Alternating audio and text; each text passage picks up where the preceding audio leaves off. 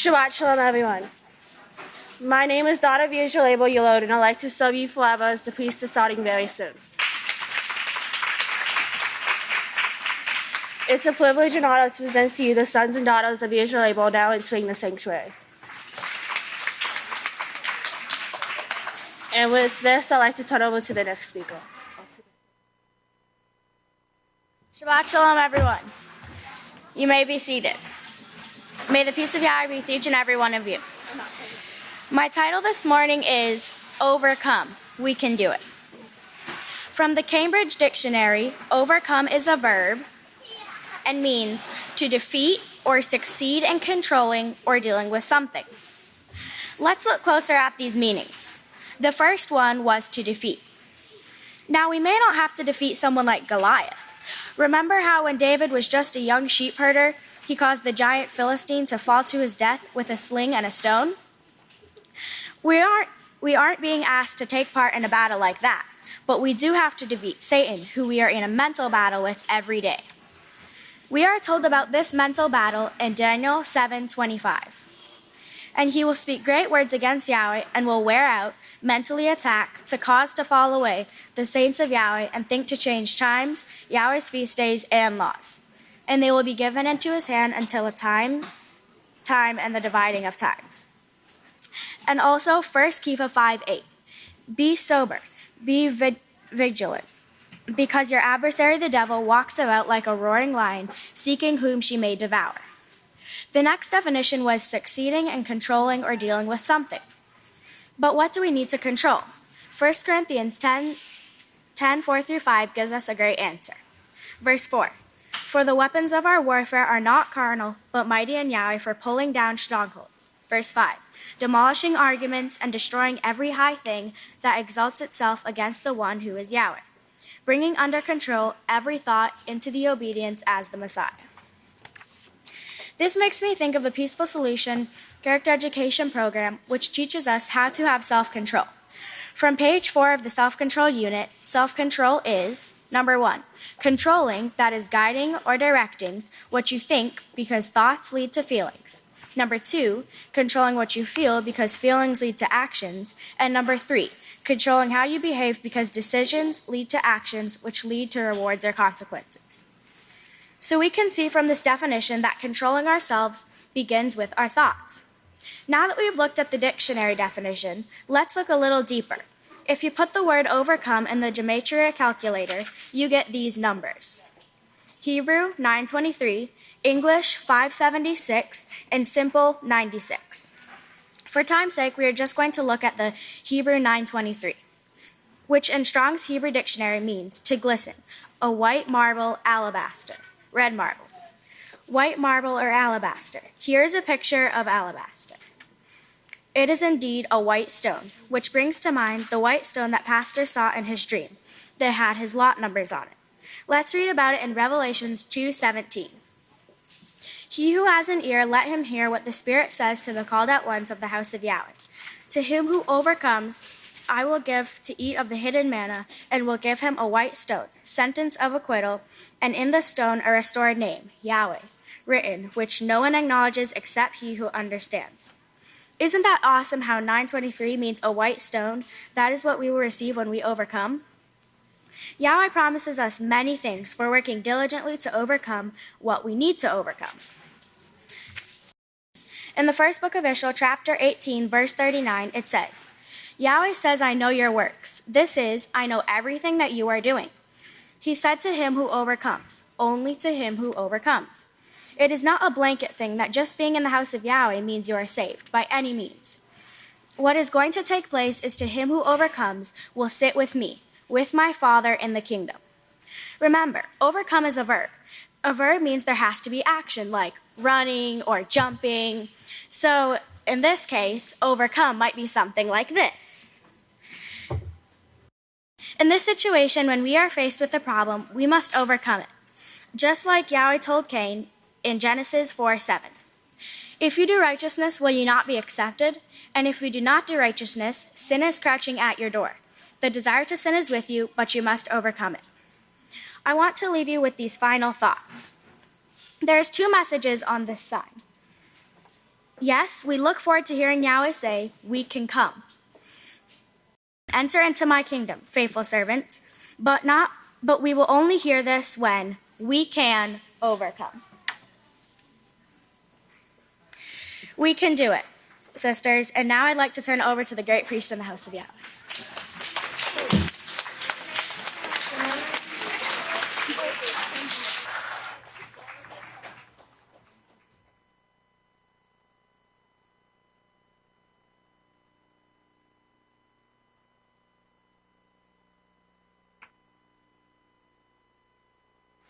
Shabbat Shalom, everyone. You may be seated. I have a few announcements here.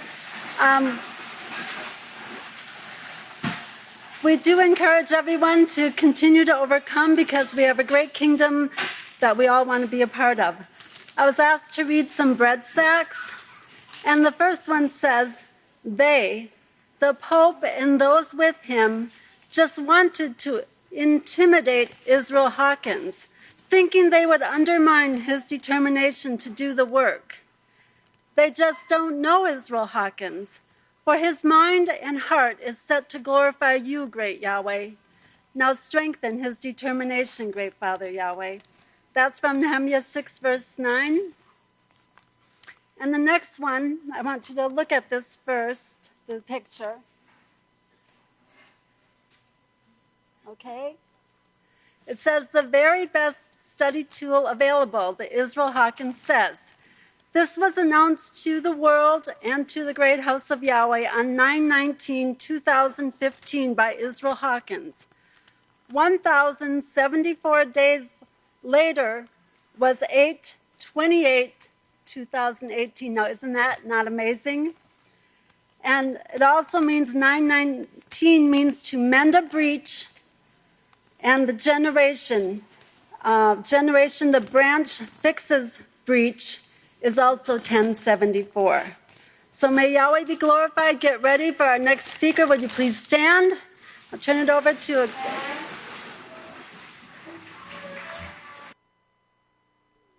You may be seated. May the peace of Yahweh be with each and every one of you. So I know y'all had a very busy prep day. And I like whenever, once the sun sets and the Sabbath is here, it's very calming and it's very restful. And last prep day after sunset, when we entered into the Holy Sabbath day, as my family and I were preparing for bed, we had the radio playing, and the song,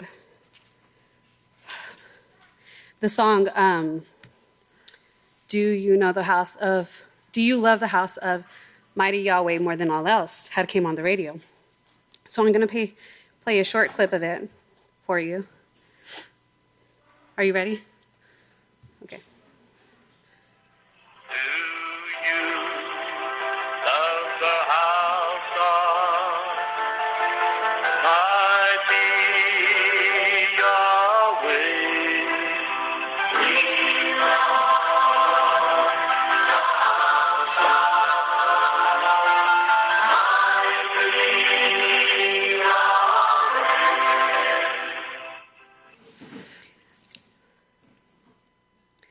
I know y'all all feel the same whenever I say that is a very calming and restful song, and it was very it was nice that Yahweh had given that night. So the mouth of Yahweh commanded me, saying, "Try putting the gematria, who loves the house of Mighty Yahweh." So we have our question.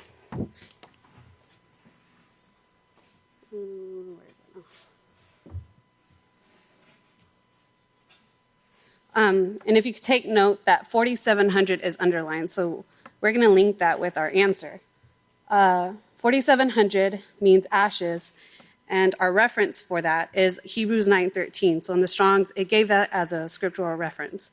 And it said, "For if the blood of bulls and goats and the ashes of the red heifer, sprinkling the unclean, sanctifies for the purifying of the saints of the flesh." And I linked with that 1 Keith 1:22, and it says, "Since you have purified yourself with the ashes of the red heifer in obedience to the law, in unfeigned, genuine love of the brothers. Love one another fervently with a pure heart. Our next number is 3342, and this number came up to be wine presses. And it reminded me of Revelations 14, where it says, treading of the grapes of wrath. And then the last number for this gematria is 557. This word means strong, and it links to another number, which is 553, meaning steadfastly minded, strengthened, and prevailed. And I thought that it's like Yahweh gave us these little clues for this question that we had. And then I have the answer. Yeah. So we love the house of mighty Yahweh. And these have some very exciting definitions. So for the Hebrew, we have sufficiently. For the Greek, get this, it's to set up like a tent. Like this is our home, like to set up a tent. This is the house of Yahweh. Okay. 2136, Hebrew purity, links to another word, and it means to make clean, count pure, innocent. The Greek is fine traveling, and this reminded me of Psalms 119, 105, where it says, the laws are a lamp to our feet and a light to our path. And I have that number underlined because of the Hebrew word purity. 356 is oak grove. Links to the other number 352, which means strong oak, strong tree. And the Greek for 356 is conformity. And the scriptural reference in the Strong's linked to Hebrews 12, and the title of it on verse 3 is Gift of the Body of Messiah. And then it's been used like where he says, this gift is given in conformity of the faith. With the faith, sorry. For the purity, I have some scriptures written down for you. Psalms 119, 140, your laws are very pure, therefore your servants love it. Psalms 12:6, the laws of Yahweh are pure laws, the silver refined in an earthen furnace, purified 7 times. And Micahyah 3:3, he will sit like a refiner and purifier of silver, and he will purify the sons of Levi, the priests, and purge them as gold and silver, so that they may offer an offering to Yahweh in righteousness. And I want to leave you with this. Hearts sprinkled. So we have 602, and this means to lighten, manifestation, be revealed, and appearing. I know that brings a lot of scriptures to mind. 1074, heart sprinkled, 1074, it's Philadelphia. I put that in there. Generation, it means generation, and the first fruits, the firstborns. It's our tag number. And 179, it's another word for Abel. So I put, what Yahweh put, the great house of Yahweh, a large stone. I have a scripture, which is Hebrews 10:22. Let us draw near with a true heart and full assurance of the faith, having our hearts sprinkled from an evil conscience and our bodies washed with pure water. And in 1 Timothy it says, 1:5, for the ultimate result of the keeping of the law is love out of a pure heart, a clear conscience, an unfeigned, genuine faith.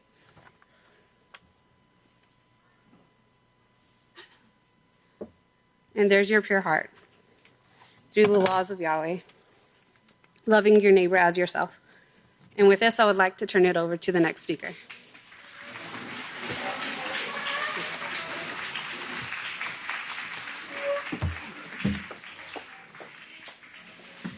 Shalom, everyone. You may be seated. Okay. I'd like to continue on with where I left off last time. And if you could take a look at the screen. I was talking about the 2017 calendar. And the 2017 calendar, Yahchanan prophecy was fulfilled in 1989. Now, some of the numbers and dates that I have listed on here is from the calendar. And if you notice, the peace treaty was signed on 9/13/1993, and it became effective on 10/13/1993. In the same year that this peace treaty was signed, Yahchanan prophesied temple measurements were fulfilled, where the overseer, along with 3 engineers, actually took the measurements from Yahchanan's prophecy and created a temple model. Now, with this model, they also filed for a patent.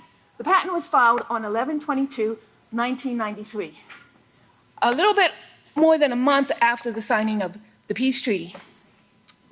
Now, the Catholic Church couldn't allow Yahweh's work to continue through his plan without trying to come back at it. So the Vatican actually signed an accord with Israel over the holy sites in Jerusalem, and that was finalized on 12/1993. So while Yahweh's plan was being fulfilled by Yahchanan prophecy, the Vatican also had her hand or toe in the mix to try to stop the prophecies being fulfilled. Now, the temple patent was filed, as it shows, on 11/22/1993. It was actually granted on 8/1/1995. Now, these dates have a very important meaning in the prophecies that are being fulfilled, and we're going to be going over those. Now, the one thing that I wanted to show you is on 10/31/2015, which is when one of these prophecies that the overseer had brought out in the calendar. I broke it down in Greek, and it says that 10 is my Father, His Majesty. So Yahweh is part of this plan. You cannot deny that Yahweh is not part of this plan. And 31 comes from 32, and it's an announcement or a message. And 32 in the Greek means pastor, messenger. So the actual date when the dates that this calendar was put together with these prophecies was actually proclaimed and foretold by Yahweh that his last day's witness that he has chosen is going to be bringing forth this message, and the numbers prove this. Okay, now I have another paper, and this is the numbers for Yahchanan prophesied temple prophecy. As you can see, the patent dates are there. On 11/22/1993, the patent was filed. On 9/13, the peace treaty was signed. On 8/1/1995, the patent was granted, which gave the house of Yahweh the right to have these measurements for Yahchanan temple solely in their possession. And on 11/4/1995, the Prime Minister, Yitzhak Rabin, was assassinated right after the patent was given to the house of Yahweh. Now, the overseer created, he wrote a temple brochure, which was put out in 1996. He took the temple brochure to Israel, and he gave it to Perez. Now, the overseer took the temple brochure to Israel. Perez took it up onto the Temple Mount. Right after that, Benjamin Netanyahu shut down the peace plan. Now, all of these numbers tie into what's going on today. Okay, in the Strong's Greek, we have 1989 was when the patent, when the temple model was built. 1989 comes from 1909. It's a primitive proposition, which means superimposition, which means to superimpose something. In the temple brochure, pastor actually superimposed the picture of the model, the temple model that they built, on the Temple Mount, proving that Yahchanan prophecy can be fulfilled and the Dome of the Rock would not be bothered at all. Yahweh foretold this. The Strong's, the Book of Strong's was written in the 1890s. So Pastor had no way of knowing that these numbers, these dates that he was doing these things. I had heard something about he plays with the numbers. He doesn't play with the numbers. He just does what Yahweh tells him to do. Yahweh inspires him through Yahshua, and he does. He doesn't care what people say or people think. All he cares about is he does what he is instructed and inspired by Yahshua. Okay, in 2002, everybody remember what occurred in 2002? The quartet was formed on 4/10/2002. 2002 in the Greek comes from 1909, back to the fulfillment of Yahchanan prophecy, which was fulfilled in 1989, the superimposition of the temple model on the Temple Mount. Okay, now one thing that a lot of people, I thought this was really interesting. 9/11 hit on 9/11/2001. There was a General Assembly meeting, and I always thought this General Assembly meeting for the UN was after 9/11 hit. For the history of the quartet, they say the first official meeting was 4/10/2002. That was the first official meeting where they actually acknowledged the four principles. But the four quartet principles had met on the outskirts of the General Assembly meeting, number 56, that took place on 2001. I always thought it was after 9/11. When I researched it a little bit further, the meeting was actually 9/6/2001. Now, in the process of trying to find more information to bring out to see what had occurred during this impromptu meeting of these four principles, but again, it was at that same time period, 2002. 2002 comes from 1909. Now, we go to another prophecy in the calendar, which is persecuted but not forsaken, which is when Pastor was arrested and dressed in orange, and that was in 2008. Now, another page. 2008 also comes from the same number in the Greek. It comes from 1909. Here, let me show you. Right here. Okay. Down here at the bottom, it says 2008, Greek from 1909 and 5091, 1909. Again, 1909 means superimposition. It takes it directly back to the prophecy fulfilled in 1989, which was the fulfillment of Yahchanan temple building. So, what I have done, now these are my notes. Somebody had asked me to show them my notes. So this is my notes. This is a timeline from the nuclear baby. And up here, at the top, 1989, is where the Yahchanan prophecy was fulfilled. You go to here, September 10th, 1993, which was where they were preparing for Shimon Peres' promise to internationalize Jerusalem. September 13th, 1993, the 7-year agreement is signed. You go over to 11/22/93, the patent is filed for it. You go to October 13th, 1993, the peace treaty is actually enacted. Then you go to 11/23, I got those two mixed up. 11/23, the patent is signed. Now, you continue on down through, and if you notice, there is a continual progression up until this time period. And the numbers are amazing.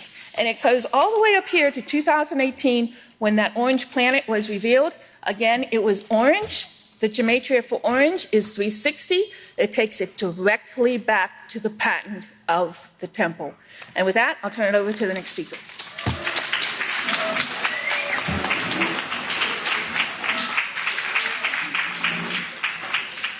Shabbat Shalom. Again, you may be seated. May the peace of Yahweh be with each and every one of you. The title of this speech is The 1961 Connection. Last week, the overseer told us about how him and all his friends that he hung around with at that time were discussing how important the name Yahweh wasn't. They were discussing of whether they should use it or not. And the overseer said, let's use it. We know it, let's use it. And they all agreed with their mouth, but did they with their heart? The overseer at that time was 27 years old. 27 means father of judgment and a settlement to do what is right. So he stood up and did what was right at that time. Now in the Greek, 27 means the son whom I'm well pleased. And Yahweh knew he would be very pleased with this man, Yisrayl Hawkins.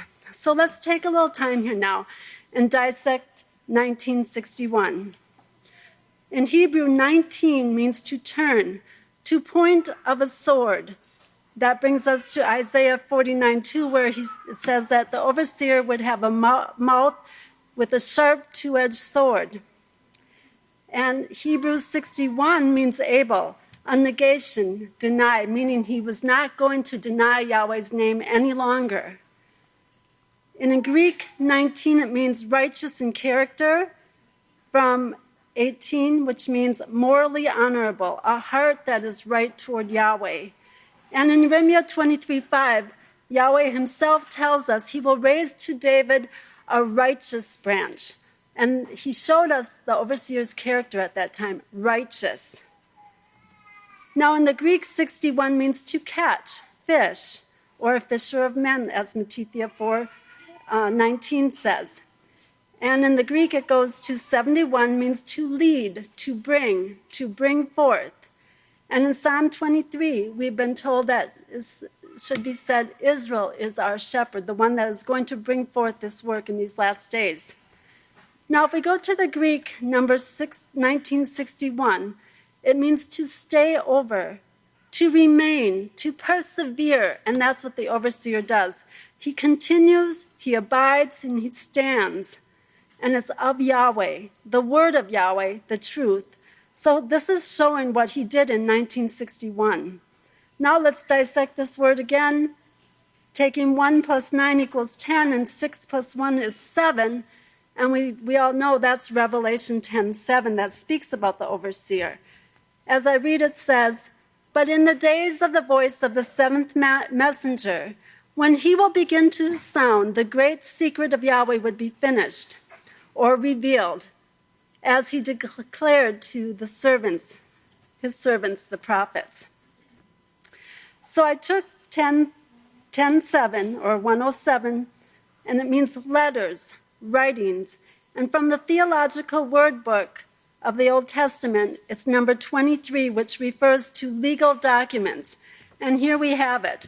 We have the legal documents right here before us, right? This is our legal documents. So we see that it goes to number 104, meaning a letter, as carried by a courier.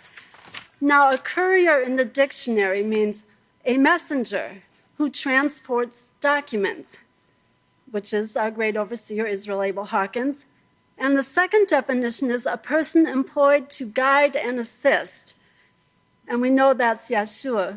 Remember in Zechariah 6, verse 12, he says, "Behold the man whose name is the branch." And so we see working together, Yahweh commanding it, setting it all up, Yahshua guiding and beholding the overseer, the messenger, and it says here another word for courier is messenger or the runner. Now we know he can outrun those little boys over there, but they need to get going because he won't stop. He's a fast runner. And also it comes from Hebrew 58:09, meaning helpful. And this is Yahshua's job, again, to surround, to protect, to aid, help, and assist the branch. So remember what they were doing in 1961. They were deciding whether they should use the name Yahweh or not.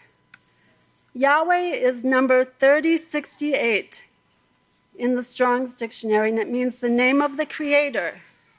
And it comes from 1961. Is that not amazing that Yahweh put that in the overseer's mind to do that in 1961, which refers right to the name of the Creator? And 1961 is, Hey Yah, I am that I am. I have control over all things. And see here now the connection between the overseer. It goes back to 1933, where the overseer, his conception, he was that seed that was planted in a woman, that was start of the tree of life to grow. Remember how the overseer said he would go to the Indians and he'd hear them doing their stomp dances and their singing, and he would hear them say, Hey Yah, Hey Yah. And he'd ask them, what does that mean to you? Why are you saying Yah? And they didn't know. They just did it because that was their tradition. It's sort of like the Christians, you ask them, why do you say Lord and why do you say God? They don't know. They just don't know. Remember in Yahchanan 4:21 when Yahshua was with the woman at the well there and he told her, you know not whom you worship. The world does things without knowing why or what the reason is why they're doing it. So, but the overseer knew. He knew there was something in the songs that they sang. So you see the connection, can you put that one back up? Of the 3068, meaning Yahweh, going back to 1961 was when our great overseer stood for the name Yahweh, and back to the birth of when the overseer existed. I want to show you a few more connections to show you how Yahweh is so connected with the overseer. In Exodus 3:15, it says, Yahweh, this is my name forever. The date that the overseer changed his name Yahweh changed his name, was the same date, 3/15/1982. Yahweh did that. He's showing you a connection. He's showing you the one that we're to support and build as he goes and builds the house of Yahweh. So Yahweh in the gematria, our next thing, it also shows that his first number is 1322. And pastor's tag number is 322. Now, to me, that's looking like, okay, you have my anointed one and the ones that he's bringing forth in these last days, all serving one Yahweh. So there's a great connection there, too.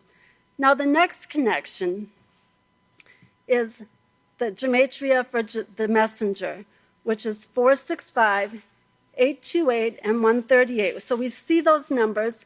The gematria for I am, which is Yahweh, I am that I am, is 40, 138, and 23.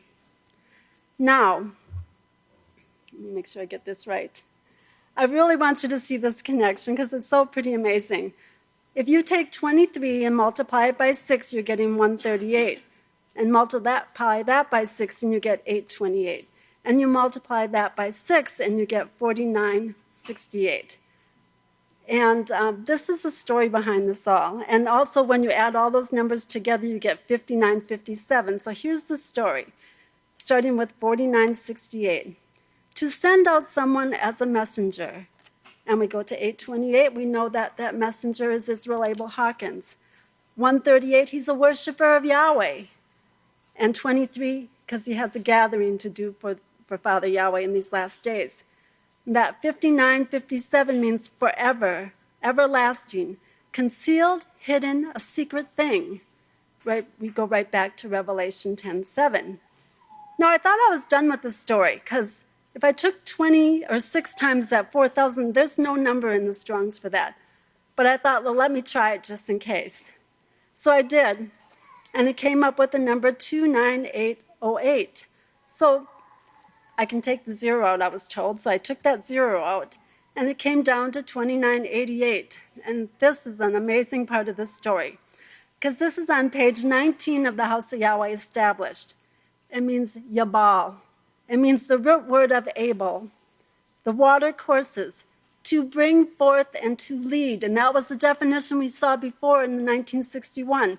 To bring forth and to lead. I thought this was like so amazing. So we're starting at Abel, sending out someone as a messenger. His name is Yisrayl Abel Hawkins, a worshiper of Yahweh, for the gathering of Father Yahweh in these last days. Now you see I have Genesis 49:24 there. And I want everyone to turn over to Genesis 49:24. And we all know that the overseer always has us read Genesis 49:1 when we get to this chapter. It reminds us that we're talking about the last days. And it says, "And I will tell you what will befall you in the last days."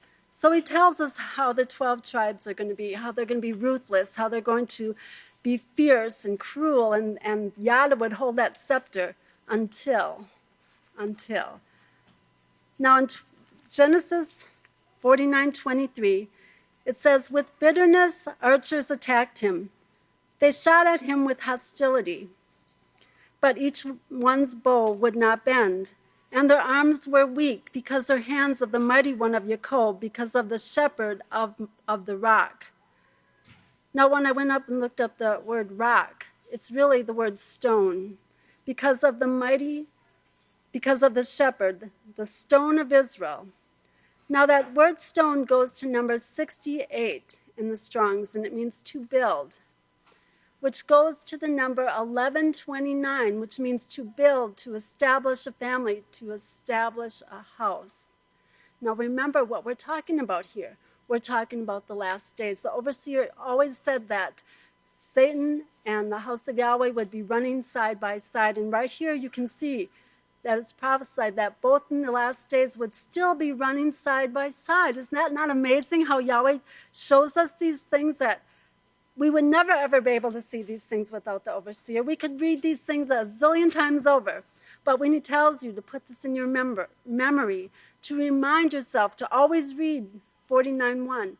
And then when you see something else, you see that, yes, in these last days, we have Satan doing her work.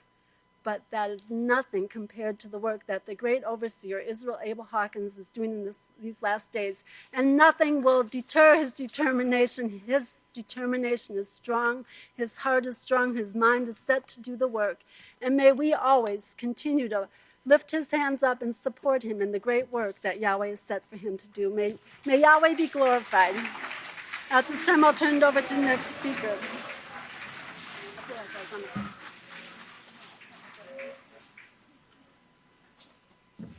Shalom. You may be seated. The title of my speech this morning is Overcoming. One simple word, one hard thing to do. I'd like to start by reading the 4th book of Israel from the Reverence of Yahweh series, number 16 and verse 15. And Pastor gives us some encouraging news here. He says, "Think of the tremendous odds against you overcoming this world in the environment that we were brought up in. This is why Yahweh said the last will be first." That's the encouraging part. "Just before I was born," Pastor said, "Satan did not have the pull that she has now. I can remember when entertainment was reading the Holy Scriptures. I mean, that was entertainment, and we looked forward to it. That was a daily occurrence in my home." How awesome. I would have loved to have been brought up like that. However, like you, I was not. So overcoming, if it were an easy thing, I could say, raise your hand if you've all overcome, and you would all pop your hands up, and we'd walk into the kingdom, and everything would be over, right? We'd have our jobs, everybody would be smiling, no more sin, no more suffering, no more pain, right? But it's not that easy, is it? It's a struggle. It's something that you really have to work at. And it's not something that can be done quickly. It takes time, and it takes the E word that I spoke about last time I spoke. Does anyone remember that word? Effort. And when you say the word effort, don't just say effort. Say effort. Because it takes effort. It takes effort. 3 out of 4 people are not going to put forth that effort. So if you look at the sanctuary right now, and you divided it into 4 sections, and I asked only one section to stand up. Now look around. If I divided the sanctuary into 4 sections, and I asked only one of those sections to stand up, the other 3 sections would be out. 3 out of 4 will fall away. Now, we need some tools. If we're going to overcome, we need tools, right? So just like a person that works in the cafeteria needs a hammer no, I don't think we'd want that unless we want our eggs scrambled. But what about a carpenter using a spatula? Not really, right? We need the proper tools to be able to overcome. Now, I want to talk about a tool that the overseer uses in overcoming. Yes, he is overcoming, and he has overcome much. A tool that he is using to build houses, minds, character, people, and a family. Do you know what that tool is? Well, if you still don't know, he says every time he walks by it, he kind of has to give it a little stroke. And sometimes he hugs it. He used to sleep with it. Does anyone know what that tool is? The Book of Yahweh. It's right here. This is the tool we all need to overcome, okay? So I want you to, this should be your best friend. Now, Pastor said a couple weeks ago, he said, and this is a quote, he said, "I hug my Book of Yahweh all the time. I love it." You remember when he said that? I was so impressed by that. Remember he said, don't even put anything on top of it. Don't cover it up. It's like you can tell that that's the light of his world. And he's not even joking about that. That's the light of his world. So I hug my Book of Yahweh all the time. I love it. And I put this in the gematria. You want to see what it says? Okay. Here's the numbers we have there. It's 414, 3335, and 2484. And we're going to cover 414 first. In the Strong's Hebrew Dictionary, it means oak, a variation of 424. Oak, a strong tree. Of 352, which means a leader or a chief. Now, when you think of leader or chief in these last days, who comes to mind? Yisrayl Hawkins. Now remember, he's the one that hugs his book. Now, the next number is number 3335. And I took this to Brown, Driver, and Briggs in the Hebrew, and it means, this is exactly what it says. I was blown away. As a potter forming the servant of Yahweh from the womb. And it referenced Isaiah 49:5. Can you believe that? I was just like, and this is the man that's hugging this book. Remember Isaiah 49:5 being where it talks about forming from the womb, the servant. Okay, so then it gets even better. The continuation of this definition, 3335, it says potter, forming the formation of the individual man, and it referenced Isaiah 43:7. And that's where it was talking about our great pastor saying, if you remember, whom I have created for my glory. I was like, wow, no wonder he loves to squeeze this book. I mean, look at these numbers. So I said, well, I wonder what it means in the Greek, number 3335. And it meant to accept and use, to eat. Remember, eat the little book? Do you remember that? Be a partaker, receive, and take. I was blown away, but it gets better. That last number, 2484, in Strong's Hebrew Dictionary, it means a jewel. It's of 2481, an ornament of fine gold. From 2470, to be rubbed. Remember, he said he likes he rubs it. He gives it little hugs. Or worn, to stroke. Entreat, make prayer, woman in travail. Yahweh is absolutely amazing. And that was putting in, I hug my Book of Yahweh all the time. I love it. Now, it's a jewel. Pastor says it's a jewel. He treats it as a jewel. And it brought me to mind Proverbs 20, verse 15, because it says, there's gold and there's abundance of rubies, but the lips of knowledge are a priceless jewel.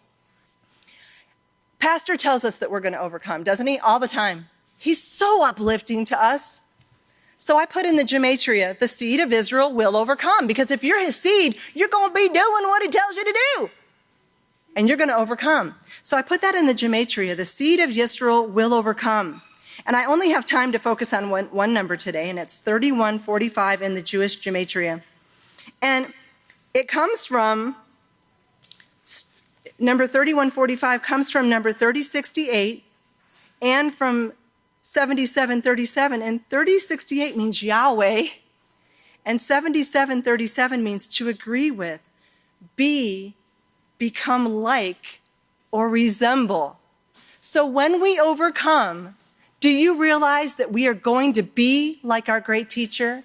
Because he is so much like Yahshua, who is completely like Yahweh, complete perfection. Praise Yahweh. So, House of Yahweh, let's do everything that we can to put our full focus on overcoming and not get sidetracked in any way. And at this time, I have the great opportunity to turn it over to the great priest in the house of Yahweh. Praise Yahweh.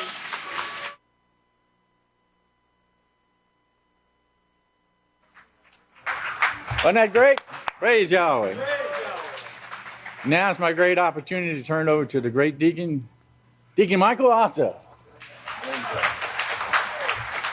Shabbat Shalom, great saints of Yahweh. You may be seated.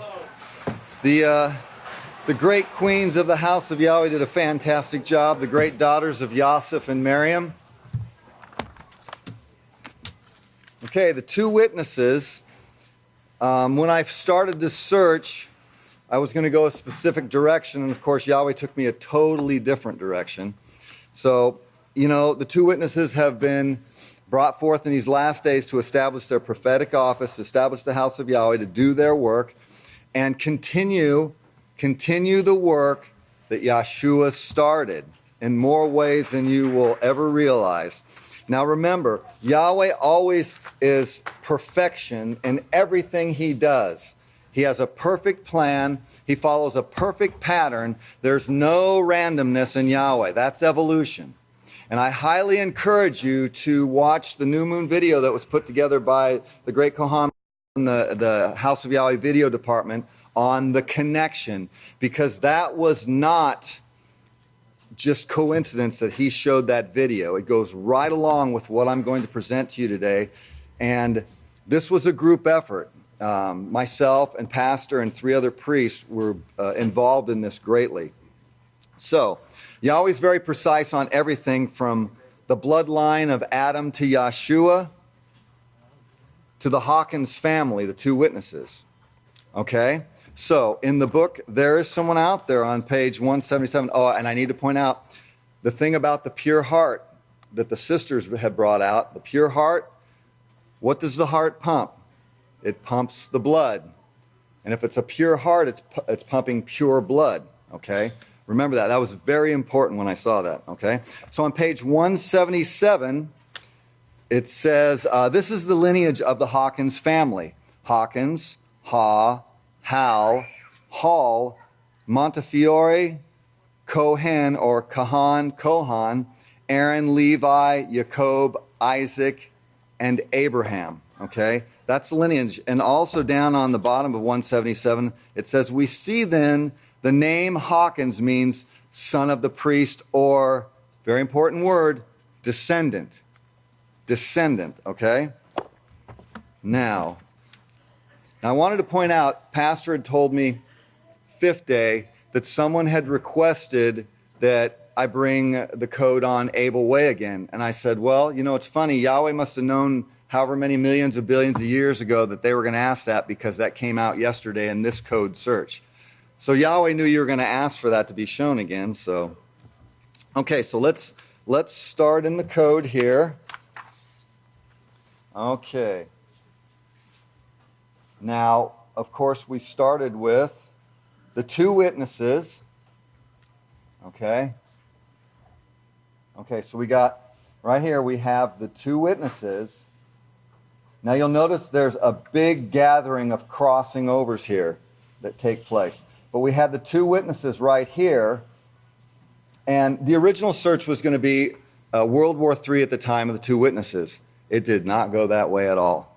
Okay? So we have the two witnesses, and then the first 2 words that came up crossing the two witnesses was from Galilee. And I was like,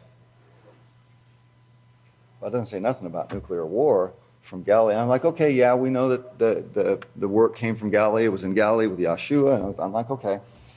Okay, and then we have number 4 right here, which is ending, and over here, 5 days. Ending days. I could not find last days. I couldn't find end generation. I couldn't find last generation, but ending days came up. So ending days. All right, and then of course up here is your Abel way. Of course, Abel way. And oh yeah, by the way, Chili was in there again. So Chili was in there again. Okay, that was the request. Your request, so Yahweh put it in there. All right. Now, then 8, we have, where's that? Oh, right here. That's Yahshua. Okay, and the Hebrew characters. Then this came up. I wasn't expecting this, and I've never seen this before, was Ha-Kohan. Ha-Kohan, which is like I just read in the book, There's Someone Out There, descendant of the priest. Descendant of the priest. Descendant of the priest. Okay, keep that in mind. Ha-Kohan. Now, next word that came up was Levites. Okay, Levites. Now, this is from the Book of Yisrayl, the 15th book of Yisrayl, chapter 331, which is a palindrome, 331, or 1331, excuse me. Now, Yahweh also showed us another Levite. Remember, Yahshua was a Levite. Remember? Well, some people don't know that, but yes, he was. He was sinless. And then, of course, he talks about another Levite, which is himself, who Yahweh pulled out of deep, dark sins. Okay? So we go back over to here. And then 11, we have last. Okay, so I was talking with Pastor last night and one of the great priests, and the word Levite means joined. Okay? Can anyone think of another word like joined? Starts with a T. Tethered. Tethered. Joined. Tethered. So a true Levite, Pastor told me, a true Levite is one of sincerity, who cares about the people, who cares about each other, who cares that the people are taken care of and the laws are taught and fulfilled and upheld. Okay? That is a true Levite, because the true Levites were at Abel, not in Jerusalem. Okay? The true Levites are Yisrayl Hawkins. The true Levites are the people of Yahweh, the priests and the Kohanas, the judges, the head judges, the diligent people that are serving Yahweh. That is a true Levite. Okay? Not a Pharisee, Sadducee, Essene, or Herodians. Okay? So let's continue. So this next one, this is where the deep codes start. All right? And this is where things get, it's one of those mind-blowing moments that I had when we started researching this. Okay, so let's turn over to Isaiah 11:1. Isaiah 11:1. Isaiah 11:1. Now this is where it gets very important. Have your pens and paper ready. Isaiah 11:1. Okay, and it reads, and this is page 537. Okay. There will come forth a rod, which we know as Yahshua, out of the stem of Yishai, and a branch, who we know as pastor, will grow forth from his roots. Okay? Rod, Yahshua, branch, Yisrayl Hawkins, roots. Okay? Yes, teachings. Rod, of course, we know as Yahshua. Branch, pastor, is number 5342, and it means descendant. Descendant. Roots, according to the American Heritage Dictionary, Wikipedia, roots will grow out of his roots a family bloodline as a source of offspring or descendants. Okay? You might see where I'm going with this. Okay, so let's continue in the deeper teachings of the code. Now remember, we don't crack the code in the house of Yahweh like they do in the world and steal software. Yahweh gives us the passwords. The house of Yahweh has the passwords to everything because we keep his laws and are faithful to him and his house. The first word that came up that where things started getting real interesting is number 12. And number 12 is right here, and it's two witnesses, offspring. Offspring. Okay? Then we have number 13, which is connected to the it's connected to the last letter in the word two witnesses, and the first letter in the word Miriam. Okay? And it's right there. Then we have the next one, which is 15, and it's right here, and it crosses from Galilee, and it's Yosef. Okay, Yosef. Then crossing Yosef is Maggie. Okay? Remember the words descendant. Okay, descendant. And then the last one crossing Maggie and Yosef's name is descendant. Okay? Now remember it says in Isaiah 11:1, from Yahshua will spring forth Yisrayl Hawkins, and the branch, Yisrayl Hawkins, will grow out of his roots, family, descendant. Okay? Now, quickly. Now let's turn over to, now people will say, well, yes, Yahshua had brothers and sisters. Okay? Now remember, who was Yahshua's brothers? Who were his sisters? Those who are part of the house of Yahweh, who keep the laws of Yahweh, who are obedient to the teachings of the one sent. All right? But Pastor told me he did have brothers and sisters. And if you remember in the scriptures it said, the Pharisees had said, well, aren't his sisters here among us? Who is this? Let's just turn over. Let's cover these scriptures. Let's go over to Mattithyah 27. Mattithyah 27, and we'll show some of the examples here of his brothers. There's two brothers in particular that come up and showing that they were involved with the called out ones. Mattithyah 27. Okay.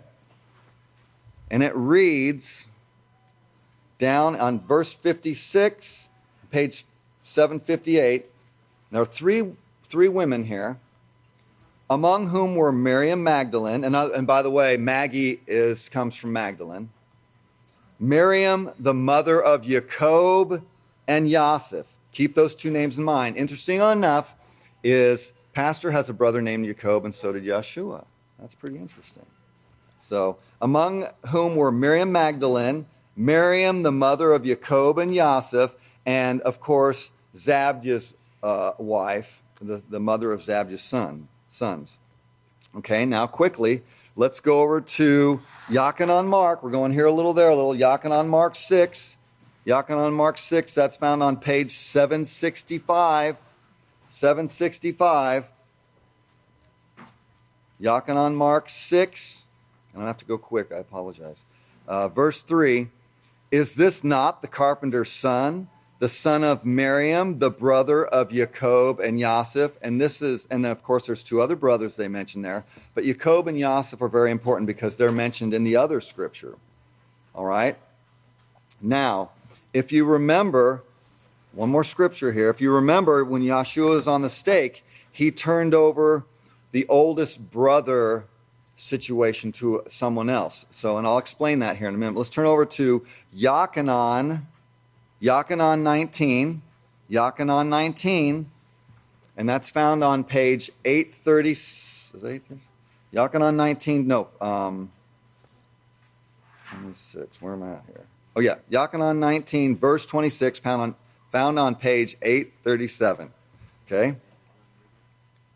Okay. Yahchanan 19, verse 26. And when Yahshua saw his mother standing by the disciple whom he loved, he said to his mother, "Woman, behold your son." Then he said to the disciple, "Behold your mother." And from that hour, that disciple took her into his home. Now, it's a culture that the eldest son would care for the widowed mother. And he was not going to be around to do that, so he had to transfer it to the next brother. and then the brother would take the responsibility of caring for the mother. Not like the world where they put you in some home. We care for our widowed mothers and fathers. We care for our people, okay? So that was transferred to another brother. I believe it was Jacob, because it would follow that pattern. Okay, so descendant.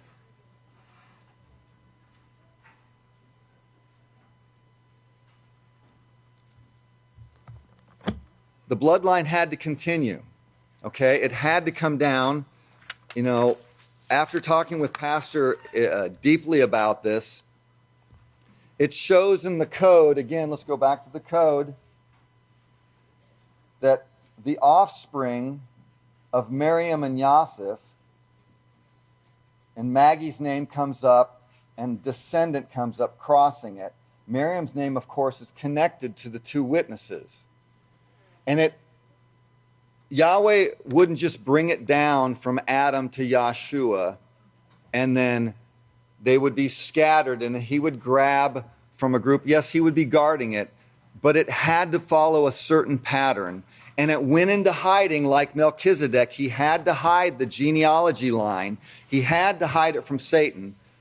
Just like Eob, there's not a lot on Eob's genealogy. There's virtually nothing on Melchizedek.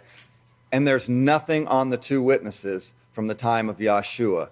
So it had to come down to Otis and Maggie so that the two witnesses could be born, because if we didn't possess those genes, we would not be able to accomplish a greater work than what Yahshua did. And that line was followed and closely guarded to the point where people were put to death to guard that bloodline.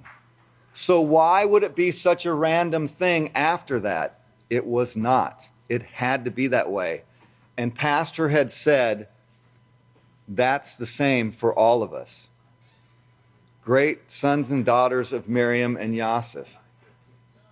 We would not be able to accomplish the work now or what we have coming if we didn't have those certain genes to be able to do it. And everything the daughters of Yosef and Miriam said today, I was just amazed at how they just set everything up, because it's true.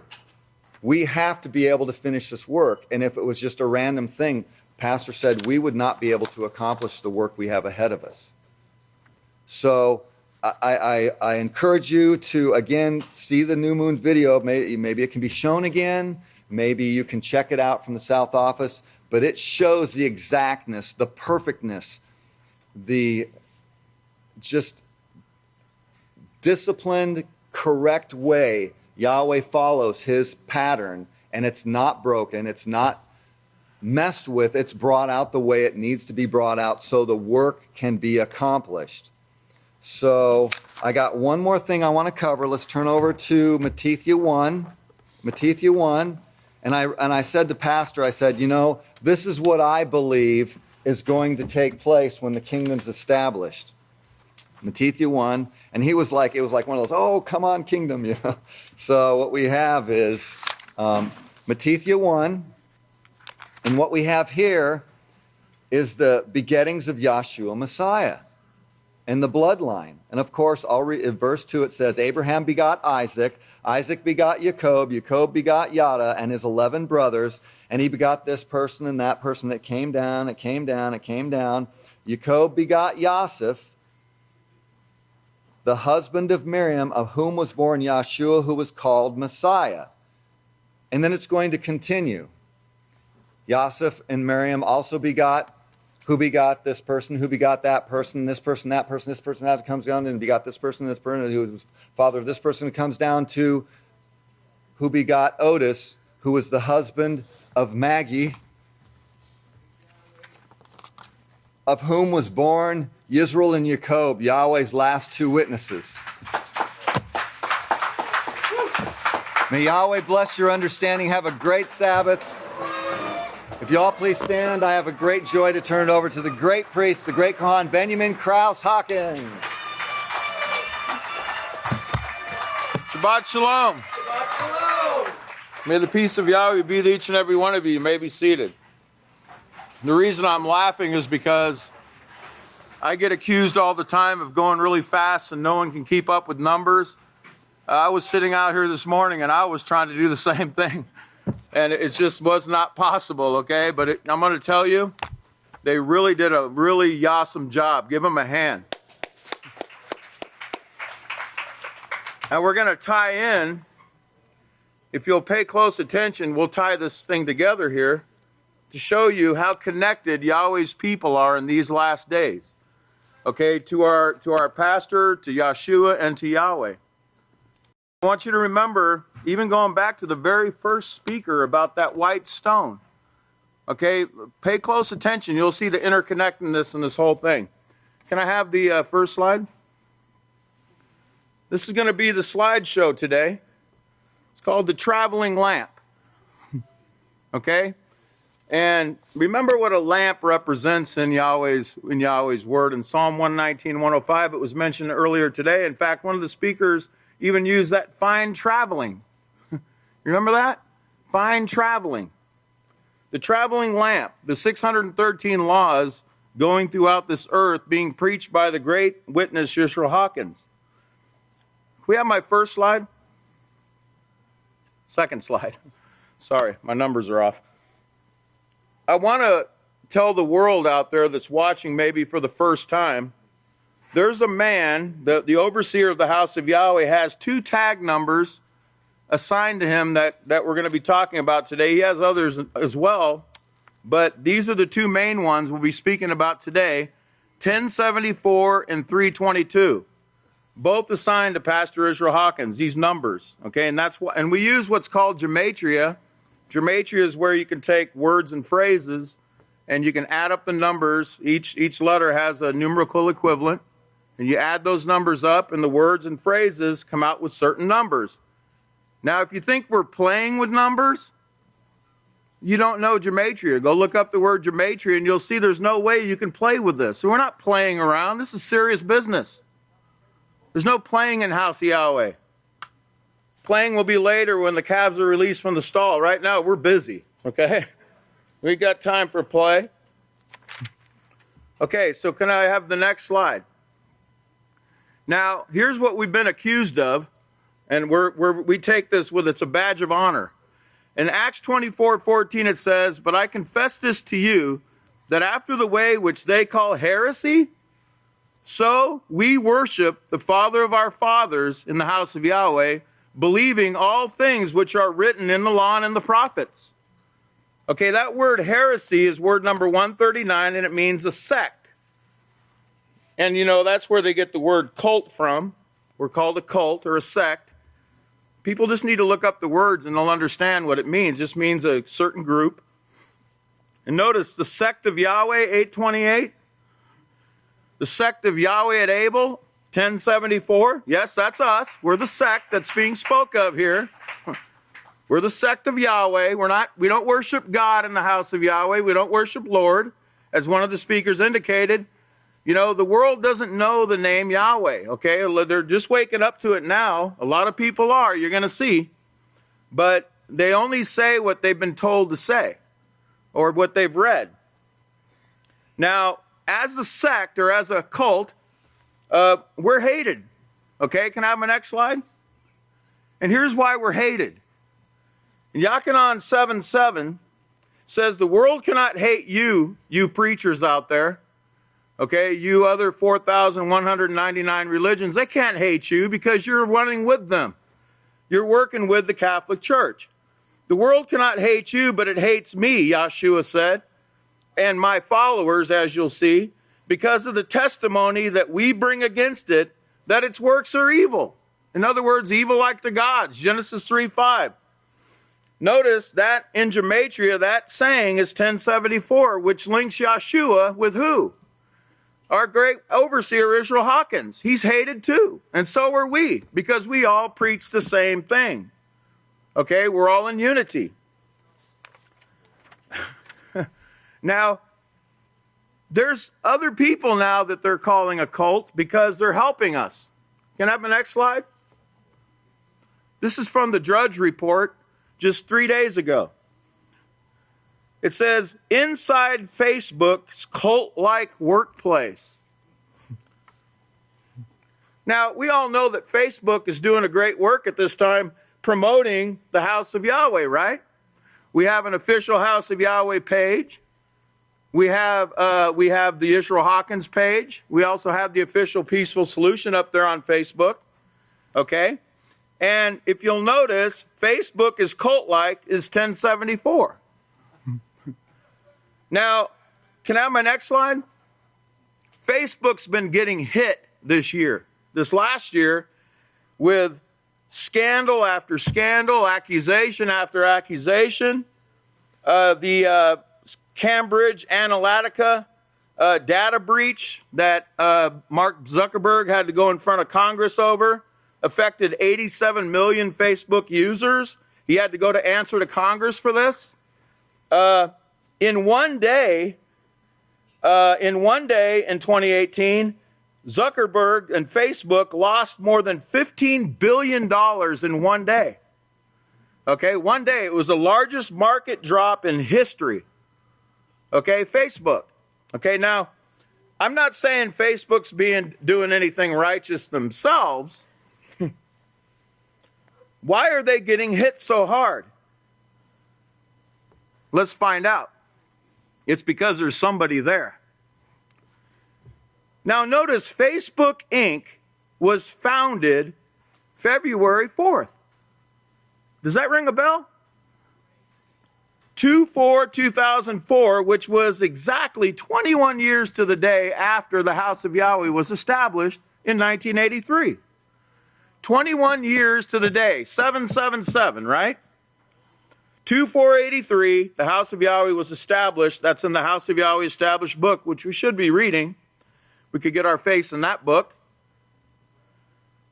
Now, let's go to the next slide, and let's see if this is a coincidence. Facebook, it says 2/4/2004, Facebook Inc. in Gematria. And you notice the number 3444, which means deliverance, health, salvation, save. So Facebook's going to save us. Everything we heard about it's wrong. Facebook's going to save us. Well, not quite.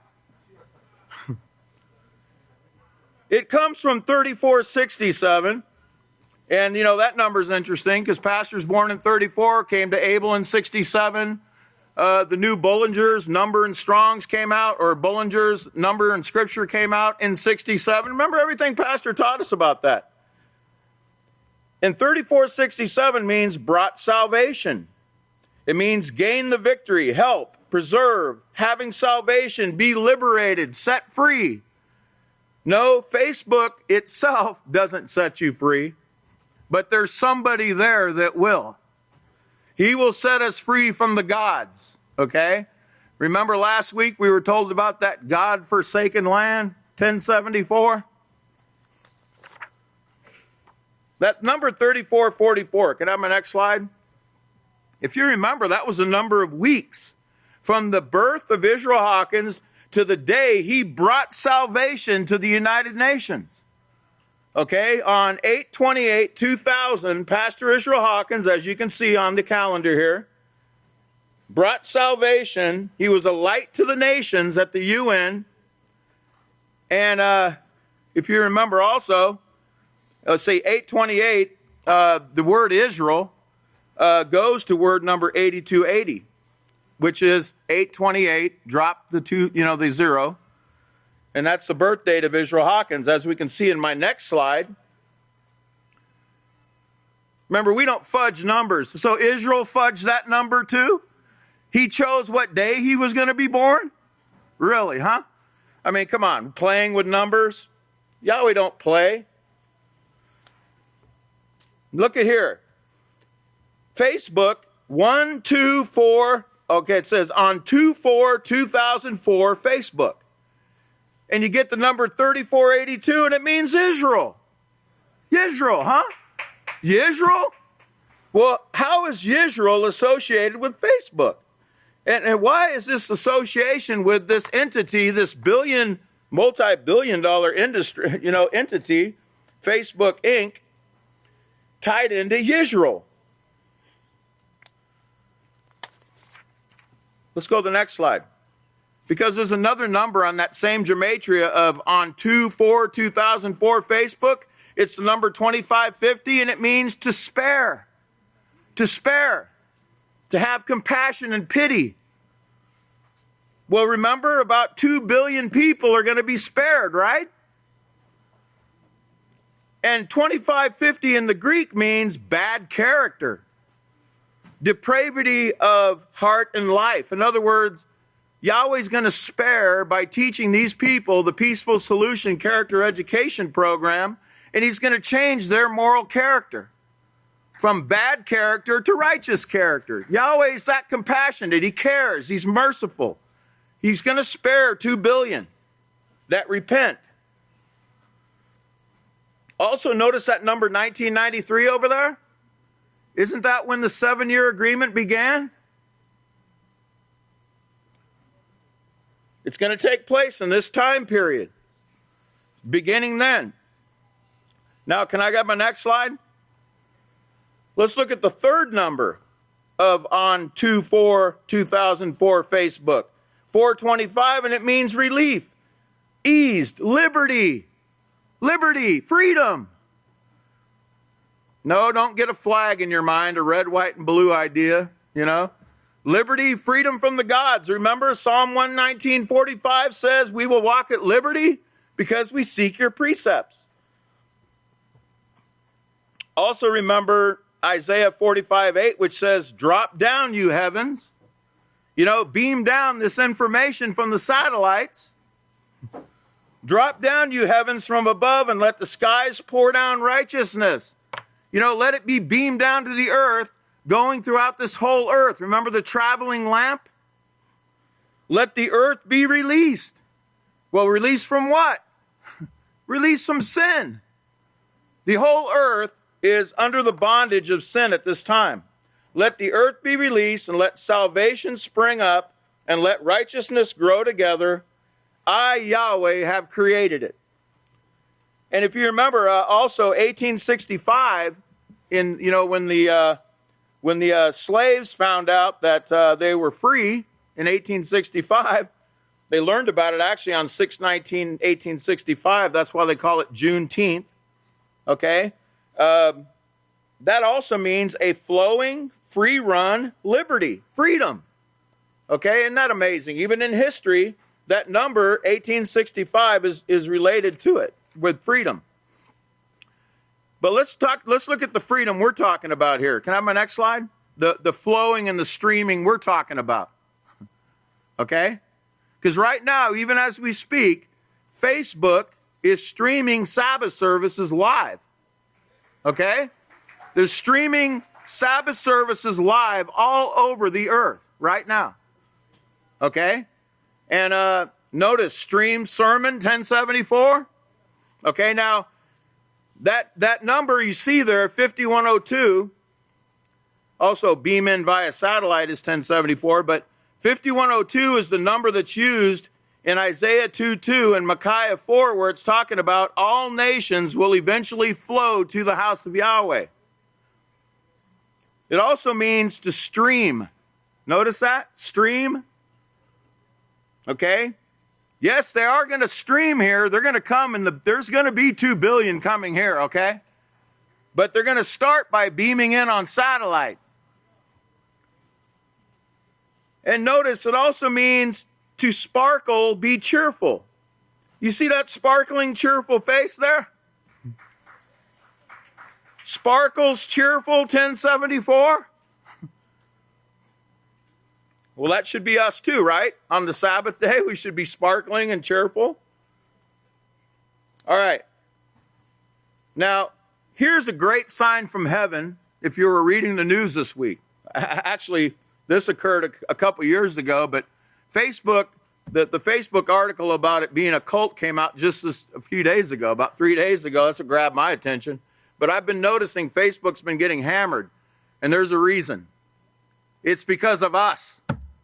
It's because of our presence on Facebook. Okay? Now, are the gates of hell going to prevail? No, they're not. Now, I'm going to show you a great sign that Yahweh gave a couple years ago. Okay? Can I have my next slide? Facebook hits 2 billion monthly users. Okay, now watch this though. That's impressive, right? Hey, by the way, who's 2 billion seconds old today? Didn't we just hear that this morning? He's 2 billion seconds old today. And may he have many billions and trillions and gazillions more, right? Okay. Notice this article is from CNN Business. Actually, if you type in Facebook 2 billion, this is the only article that will pull up. The only one. It's from CNN Business from June 27th or 6/27 at 3:22 p.m. You see that? Did we fudge that? Anybody here work for CNN? Okay, June 27th, 6/27, notice it means gathering. It means to gather. It's from 6/22, and it means to assemble, to bring, to gather in together. It means to fetch. Go read Isaiah 60, verses 1 through 22, and show how Yahweh's going to fetch those 2 billion and bring them here. That's your homework assignment. Read Isaiah 61 through 22. Get your face in this book. And I want you to also remember, it says a collection of offerings. Remember that for future sermons, okay? So look, 2 billion monthly users, 6/27/17 at 3:22 p.m. 322 tag number, right? Go to the next slide, please. Revelation 18:1 says, and after these things I saw, cross out that word another, because we've been told to do that, and put the same. And after these things I saw the same Moloch come down from heaven, having great authority, and the earth was enlightened with his glory. Notice, Yisrael's enlightening the earth, 2022. Remember what Yahweh's glory is? Yahweh's glory is his name and laws, 2022. You remember what 2022 means? It's the mountain, the promotion, the elevation, even of this sanctuary. It's 2,022 feet you're sitting on. The highest peak in Callahan County, it said. It's used, that word 2022 is used in Isaiah 2:2 and Micahyah 4. Isn't that a coincidence, right? Well, let's see who the Moloch in Revelation 18:1 actually is. Can we have the next slide? Well, there he is. The Moloch in Revelation 18:1, 3:22. There he is, preaching the prophetic word. Is that all that guy does? Every time I turn on my TV, he's sitting there preaching. That's all that guy does. I never even see him eat or anything. He's just preaching all the time. Maybe we should do the same thing he does. Maybe we should be helping him get this message out, right? Okay, let me slow down a minute. All right, so now you ready for some more? All right, next slide. So, official House of Yahweh and official Peaceful Solution pages on Facebook are spreading Yisrayl Hawkins everywhere. 1074. But let's look at this other number, 7851. It means acacia trees. It's from 7848 and it means acacia. Does that ring a bell? Can I have my next slide?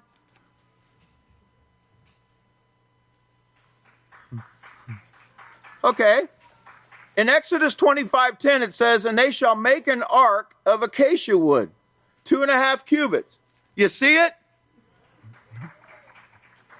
Remember, acacia is also known as mesquite, right? We gave sermons on that. Notice the acacia wood ark, 828. The acacia wood ark at Abel, 1074. Can I have my next slide?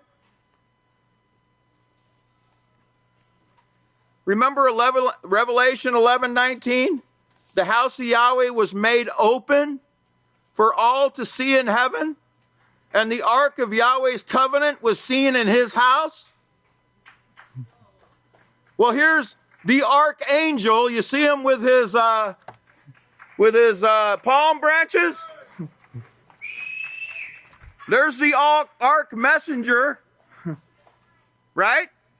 There's the two witnesses, right? The archangels or ark messengers that everyone sees when they tune in to our open Facebook page.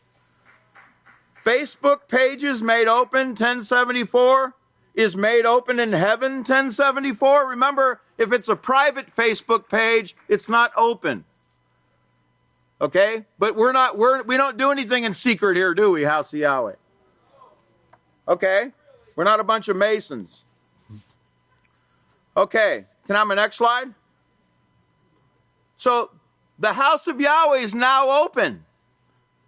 Notice, the number 3088, it means a portable lamp. A portable lamp. An illuminator, a candle, a light. Oh, notice, it's from the base of what number? 3022. Drop the 0, right?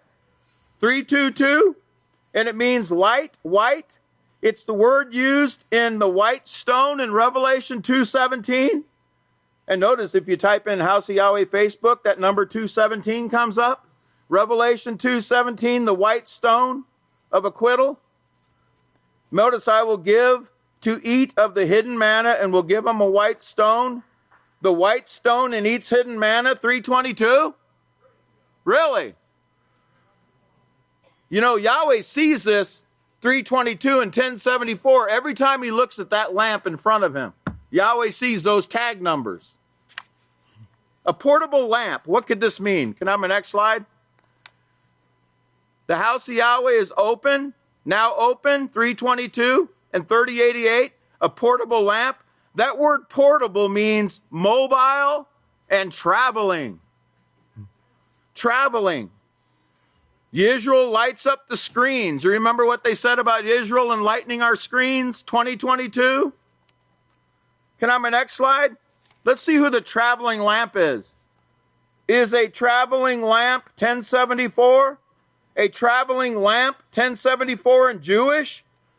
Is flying in heaven 1074? Who's this Moloch flying in heaven? Who is it? It's Yisrayl Hawkins going throughout the earth. The traveling Moloch, 1074. And remember in Isaiah 60 verse 8, it says, who is this that flies like a cloud? Go read it yourself. Like a cloud, 322? Really? Wow. In Revelation 14:6, it says, I saw the same Moloch fly in the midst of heaven, having the everlasting message to preach. That would be this.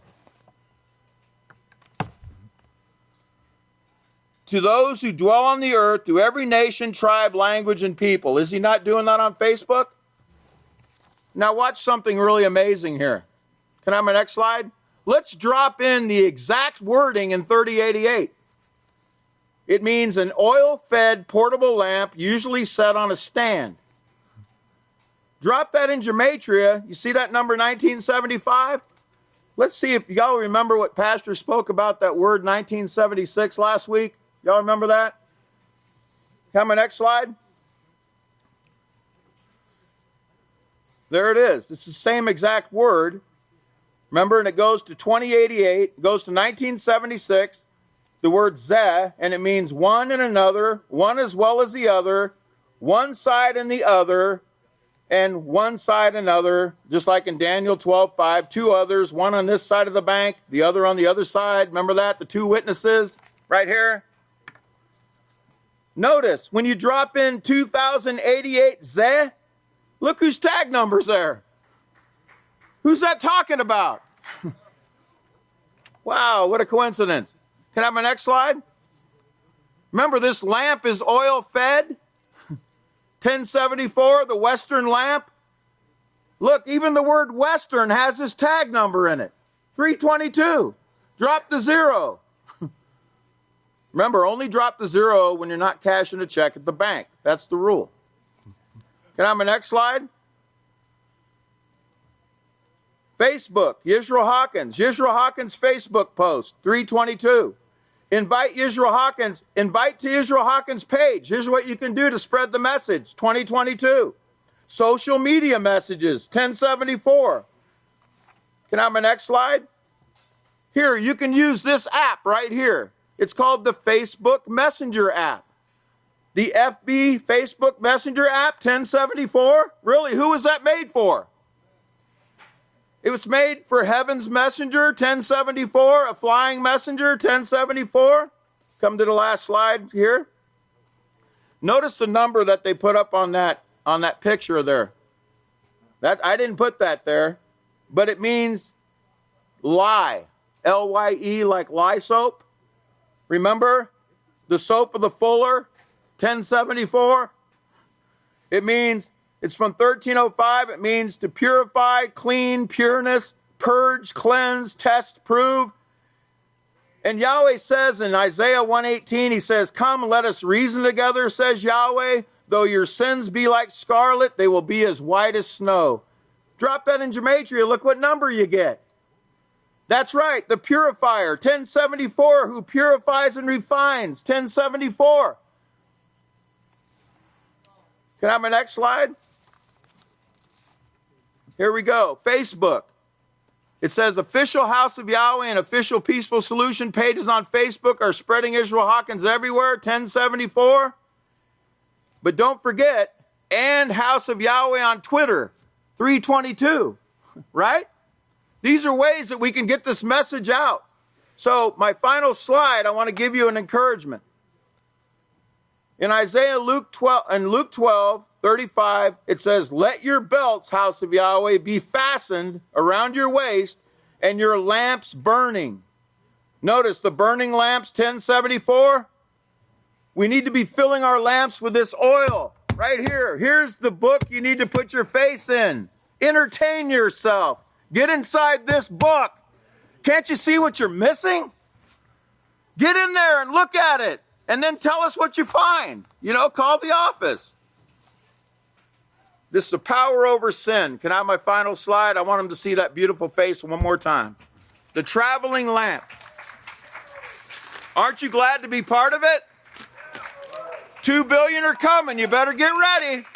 And at this time, if you'd all please stand, it's my great honor and opportunity to present to you the great Kohan Yisrayl Hawkins. Shabbat Shalom, everyone. You may all be seated. May the peace of Yahweh be with each and every one of you. Now, of course, in this time of year, we always hear about the flu and the flu season, and there were some really decent articles shown in the local news yesterday about the flu season. And, of course, they're wanting you to take this vaccine, this flu shot to keep yourself from it. Remember what we showed last week, though, about the man that took the flu shot and it almost killed him. It shut his body down. Well, I want to show you a map real quick. This was put out by the CDC. And you see all these states going around Texas, the orange, the red, orange, and then kind of a darker orange. All those represent high flu. And then you see Texas, and it's green for minimal. So that's one, again, showing Yahweh's protection and what we need. But never think you need to go get a flu shot.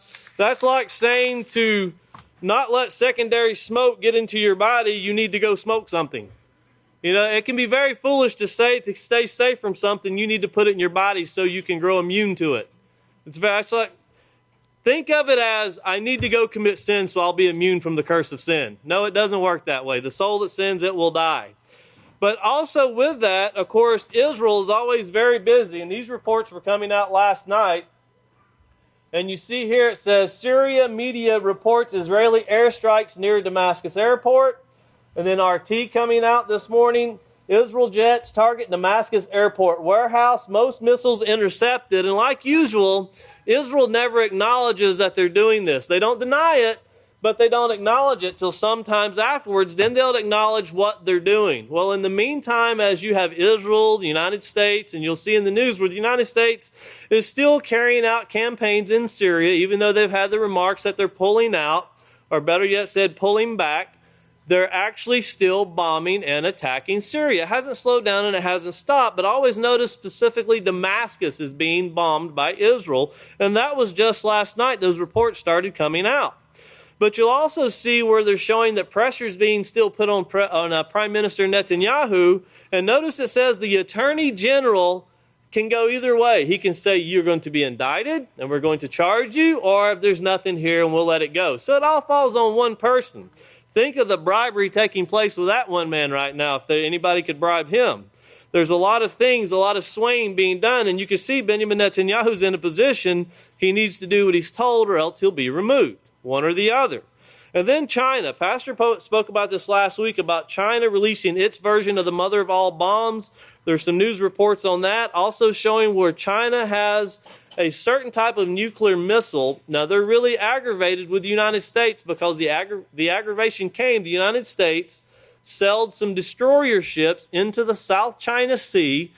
The United States claiming it's international water, China's claiming it's their waters, and you have other countries around that area are also claiming they have a right to those waters, while the United States once again says international waters.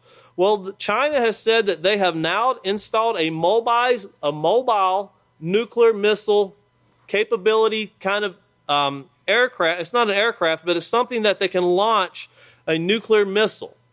And it's a smaller one, but they're saying it would take out about 10,000 people or a warship very easily. Well, China has said we have that ready to go if you don't stay out of the South China Sea. Now, of course, these are threats that are being made, but something very interesting that shows that China is doing. And remember, the Catholic Church said, we were speaking about it during Passover, that China was going to make a landmark agreement with the Vatican. It was going to come out and hit the news. And we never really seen anything after that. Nothing came out and hit the news. But now it's coming out. We're saying China is looking to promote Islamic tradition into their culture. They're actually looking to find ways to promote that in, along with other religions, but they're pushing Islamic into their culture. And it's very interesting to watch how they're saying this fits their culture better than Christianity or some of the other religions that are out there. And then, of course, we're going to replay what General Wesley Clark said. If you remember, this was right after the World Trade Center, where he was shocked that we were going to go to war with Iraq. This was Afghanistan, and you had Iraq, and all of these things that were being discussed in the Defense Department. And Wesley Clark said that in 5 years we were supposed to take out 7 countries, being Iraq, Lebanon, Somalia, Libya, Sudan, Syria, and ending with Iran. Well, Iraq has been taken over, Lebanon has been dealt with, Somalia has been dealt with, Libya, remember Gaddafi died, Sudan was divided into Sudan and Southern Sudan. Southern Sudan is where the oil is at, and of course America is running that show. So you have left Syria and Iran. Well, why is Iran so strong in Syria? Because they know if Syria falls, they're the last country on the table. But also remember a lot of these things, and you're going to see one certain individual who's been pushing this. He's always been a player in this situation in dealing with Iran. And of course, it is the national advisor to the president named John Bolton. I want you to look and see what he said. And then this is taking over the years, some of the things that he said. He's always had one focus. We need regime change in Iran. And of course, we're going to rejoice he says before 2019. But if you listen to what he says, we're going to complete this mission is what he's pushing for. And he's pushing for regime change, or for the Ayatollah, the religious leaders, to be removed. That's his push.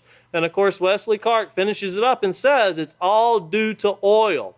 If it were like Africa with no oil in that certain part, if it wasn't as rich in oil, nobody would care. And remember what was spoken of in Revelations, hurt not the oil and the wine. If we could please go ahead and play the news. Pay close attention. The news you are about to see is fulfilling Bible prophecy.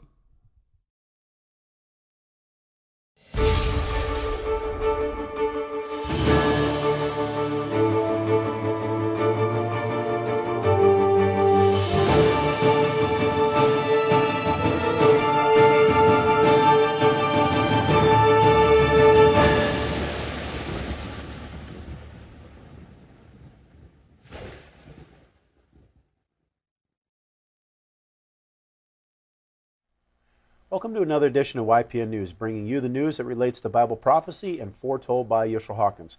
Well, in the news this week, Katan, we recently saw how Russia developed a hypersonic missile.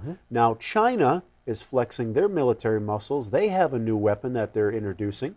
We're also going to talk about the truth about the Middle East, why the U.S. has so much involvement in that area there. We have those details. And also John Bolton. John Bolton has some pretty strong fighting words for Iran, definitely not making peace with Iran with what he says. We'll cover those things. But first, it's flu season. Now, the United Press International recently reported that there have been between 6 to 7 million people diagnosed with the flu so far for the 2018-2019 season. The Centers for Disease Control says that about half of those who came down with the flu had sought medication treatment. Now, U.S. hospitals in 13 different geographic areas share their data with the CDC. Currently, flu-like illnesses are still high in 15 states and New York City. Well, the last coalition airstrikes in Syria left 24 civilians dead, and Syria calling on the United Nations to stop the U.S.-led attacks on their country. The Syrian Foreign Ministry made the request in 2 separate letters addressed to the UN Secretary General in the presence of the UN Security Council. In the letters, Damascus described the airstrikes as illegal and accused Washington and its allies of disregarding international law. Well, furthermore, Syria's foreign ministry said the only purpose for the attacks are to create conditions under which Daesh terrorists can continue surviving. Now, in the most recent airstrikes by the U.S.-led coalition in Deir ez-Zor province, 10 civilians were killed, including 4 children. Now, just one day earlier, 11 more civilians also died as a result of the same kind of attack. And sad to say that it seems like in a lot of these situations, it seems like children are also taking just as much of the brunt of these attacks as the adults, if not in some cases more so. Well, while the coalition claims they are targeting battlegrounds with their air raids, the aftermath shows a different reality. Homes destroyed and families devastated by the loss of their loved ones. And of course, these latest bombings are just a continued pattern that has been taking place in Syria and Iraq since 2014. Now, in total, the U.S.-led forces have carried out thousands of such bombardments in the name of fighting Daesh. Well, Washington claims that civilian casualties in Syria number less than 1,000 victims total. Activists say the death toll is 10 times higher than that. Now, human rights groups have even accused the U.S. and its allies of committing potential war crimes due to the lack of discrimination when bombing targets. Well, so far, Washington acknowledges its attacks in Raqqa have caused the deaths of 77 civilians between June and October 2017, but Amnesty International says the admission is just the tip of the iceberg. Well, in a recent interview with Euronews, Orly Halpern, a freelance journalist based in Jerusalem, talked about Israel's involvement in Syria and Prime Minister Netanyahu's political future. While she could not confirm that Israel had actually carried out airstrikes in Syria, she did say Israeli newspapers are assuming that they did go ahead, and the analysis agree with that assessment as well. Well, in one report from Newsweek magazine, Hezbollah officials were likely targeted due to the fact that some reported injuries during one of the airstrikes. Now, Halpern said, quote, a very expansive strike in numerous places around Syria. While former Israeli officials are denying Hezbollah being targeted, Halpern went on to say no one is denying that Israel attacked Syria. So, therefore, everyone is making the assumption that's what took place. The timing on this is somewhat interesting, taking place just 1 week after the U.S., Israel's big ally, announced they were withdrawing from Syria. Well, all of this coming just a few months after Syrian forces downed a Russian plane by accident. Now, the incident took place because of an Israeli airstrike, and since then, Putin has been putting pressure on Israel to slow down their attacks. So, Halpern says that these new airstrikes are a sign that Israel is going to continue, quote, business as usual in Syria. But Israel is facing a time of possible turbulence. The prime minister called for early elections when he realized he couldn't pass a bill because he was losing his majority government. Elections will be in April, and Halpern says the prime minister is basically fighting for his political survival. On top of this, Netanyahu is facing possible indictment charges in 3 separate corruption cases. Israeli police have released their findings in a report, and now everyone is waiting to see what the Attorney General will do. Now, Netanyahu's political career is literally hanging in the balance. Halpern says that there's a possibility the Attorney General could say, "I'm not indicting him. I don't think there's enough evidence." Then Netanyahu will be clear ahead of the election. A longtime prime minister may be holding out hope that the Attorney General will postpone his decision. If, however, he doesn't and decides to indict Netanyahu, the prime minister would go to the polls as a serious suspect. So right now, everyone is just waiting to see what he will decide. Well, as we talked about, Katan, Russia coming out with their latest hypersonic missile, 27 times the speed of sound. Right. Now, China has also developed what they're calling a mother of all bombs, a non-nuclear, but one of the largest non-nuclear bombs that there is. We're going to turn to our field correspondent, Larry McGee, who has the details. Larry, what is China saying about this new bomb, and have they performed any tests on it so far? There is a battle going on to maintain the petrodollar against the emergence of the petro-yuan and the reestablishment of the ancient Silk Road. The tussle between Beijing and Washington has escalated from a war of words to economic dueling, and now the conflict is being weaponized. This week, China is making headlines after one of its largest weapons producers showcased a Chinese version of America's most powerful non-nuclear bomb. The American version has been nicknamed the mother of all bombs, or MOAB for short, and caught the world's attention after it was test dropped in Afghanistan to demonstrate its potential for destruction. The Chinese version, which was reportedly dropped and detonated in an undisclosed location, is said to rival the U.S.'s model by being equally as destructive but lighter and therefore easier to transport. The weapon can produce a blast reportedly capable of destroying fortified ground targets such as reinforced buildings, bastions, and defense shelters. And whereas the U.S.'s version requires an American cargo plane for delivery, the Chinese model can purportedly be dropped from any of its aircrafts. Along with that, Beijing is also dropping accusations against the U.S. for violating international law. This follows after an American destroyer sailed within close proximity to islands in the South China Sea, which Beijing believes to be its own.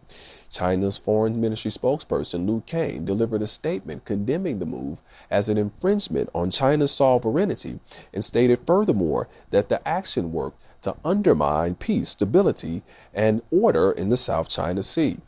The spokesperson asserted that Beijing firmly opposes such moves, and he urged the U.S. to cease from further provocations, before also stating that China will continue to take the necessary measures to ensure its safety and sovereignty. The U.S. has reportedly stated that the exercise was a part of an operation designed to counter Beijing's excessive plans in the South China Sea. The idea of excessiveness may have something to do with the fact that the possession of the territory in question is actually a matter of dispute. While China claims possession of the area and has built islands within the waters on which to establish bases, Vietnam, Taiwan, Brunei, the Philippines, and Malaysia have all also claimed measures of ownership, and the disagreement has been an ongoing fight. The United States is also in the fray, calling the disputed territory international waters and working with their allies in the Pacific to pressure Beijing into relenting. Due to heightened tensions, Taiwan is reported to be readying its military in the event of an all-out clash, while China has reportedly deployed its supersonic nuclear missile to check and counter the U.S. destroyer that recently arrived in the sea. Though the Asian powerhouse made headlines a while ago for resuming relations with what some believe to be the Holy See, it has apparently decided to support one of the Vatican's biggest competitors instead.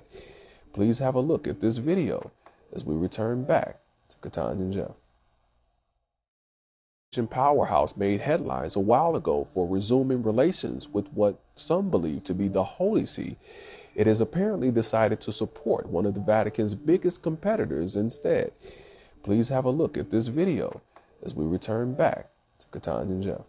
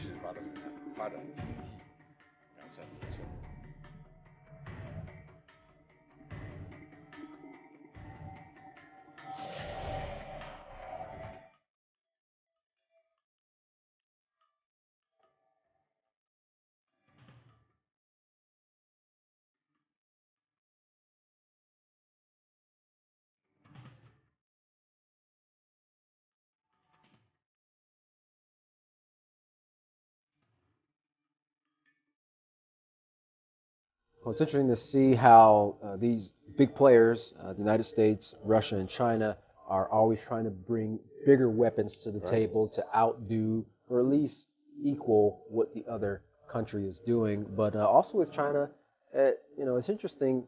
They're not saying you can't have these different religions practice here. Islam. Yeah, just let it incorporate it into our Chinese style. Yep, our socialism, our standards. Well, so much is taking place in the Middle East, and as many of you, our viewers, remember, General Wesley Clark came out with a kind of a shocking statement to some not that long ago, a few years ago, about the U.S.'s plans to take out 7 countries in 5 years, starting with Iraq, Syria, Libya, Somalia, Sudan, and finishing off with Iran. Well, the next series of articles actually deals with that very thing, Iran, and how the U.S. is working to complete that very task. Well, the U.S. is moving to Plan B regarding the Iran deal, which they are leaving, and planning to put more sanctions into effect on the country. Now, John Bolton said that the U.S. isn't going to rely on paper promises, but instead rely on real performances to stop Iran from getting real deliverable nuclear weapons. Now, the objective is to get Iran to give up its enrichment program and nuclear program, and the U.S. and its allies are going to meet to target Iran's other maligned activities, including its continued support of terrorist groups. Well, President Trump and his national security advisor, John Bolton, seems to be on different pages regarding the U.S. troops coming home. In a recent video, President Trump said withdrawal would only occur if certain conditions are met. Well, some of those conditions are the protection of U.S. allies in the region and the complete defeat of ISIS, and that there's not a timetable on the withdrawal of troops, and now the president is saying there was never a deadline. An initial deadline that was due to expire in a week, but not being able to leave until they defeat ISIS pushes that withdrawal back months, even years. Well, regarding protection of U.S. allies in the region, Israel is one of those allies that the U.S. is concerned with. Bolton spoke at a press conference with Israel's Prime Minister Netanyahu, Benjamin Netanyahu, reassuring Israel of the U.S.'s commitment to the country in the defeat of ISIS, and of course to make sure that not only in defeating them, that the group will not spring up again. Well, in Iran, protests have been increasingly growing violent as peaceful demonstrators take to the streets. Now, President Trump tweeted in response to Iran's shutdown of the internet in Iran by saying, Iran, the #1 state of sponsored terror with numerous violations of human rights occurring on an hourly basis, has now closed down the internet so that peaceful demonstrators cannot communicate. Not good. Bolton spoke to Fox News concerning the U.S.'s thoughts on the latest round of protests, saying that these protests are different from the ones in 2009, where the concern was if Mahmoud Ahmadinejad won that election illegally, or as they said, by fraud. But this time, it's whether the regime survives or not, making the protests that much more dangerous to the Ayatollahs. And, of course, this raises the stakes. But he continued, President Trump has made a huge difference compared to President Obama by supporting the protesters, but we need to do more. Well, we do not want to make the same mistake that the U.S. did in 1956, calling opposition out in Hungary and standing by while watching the Soviet tanks crushed the opposition, as well as in 1991 when we called for Saddam to step down and stood by while Saddam and his regime massacred thousands of innocent civilians. Now, Bolton concluded by saying that we can do more by putting more pressure on the regime, by applying more sanctions, getting out of the nuclear deal, and providing financial support to the opposition if they want it. Our goal should be regime change in Iran, he concluded. Well, in fact, Bolton has been extremely steadfast in regards to the Iranian regime and responding to threats made by the country. In fact, take a look at this next video, a compilation of some of those statements to that effect. There is a viable opposition to the rule of the Ayatollahs, and that opposition is centered in this room today.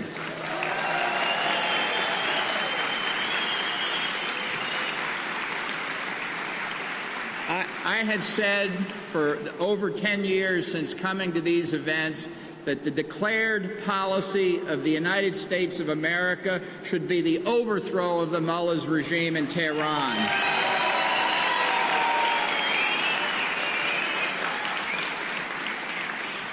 The behavior and the objectives of the regime are not going to change, and therefore the only solution is to change the regime itself.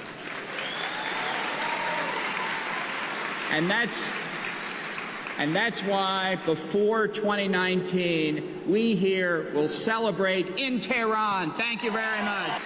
And that's why before 2019, we here will celebrate in Tehran. But our goal should be regime change in Iran. Yes, there will indeed be hell to pay.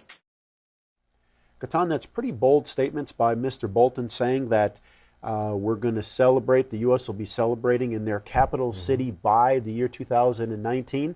And, you know, of course, we are in 2019 now. However, you know that still, if they're working towards that goal, there's certainly not going to be any peace here between these two nations. I mean, those are some pretty strong words from Mr. John Bolton. Yeah, and as we've seen previously, you know, John Bolton has been steadfast on his goal of taking down the Iranian regime, and coupled with what we just mentioned not too long ago, but also have seen in times past with General Clark's statements were concerning the U.S. and taking out certain countries, you know, Iran being on that list there. Right, the last one that they mentioned was Iran. Yeah, and so, and it's been going on for several years now, and it doesn't seem to be letting up. Even when it seems that the U.S. was winning, all right, well, let's go ahead and pull on out. No, we're going to go ahead and stay there and stay the course. So, right, and even what we covered in our last broadcast, where the troops that they're so-called withdrawing from Syria, they're just relocating to Iraq, and now they're saying that this may be just the staging point to attack Iran. So, you know, it's not really a withdrawal, it's just let's relocate them over here. Yes, I guess you could call it a withdrawal from that country, right, but not coming home, so to speak, just going over here to Iraq to where they can be right next door to Iran. That's right.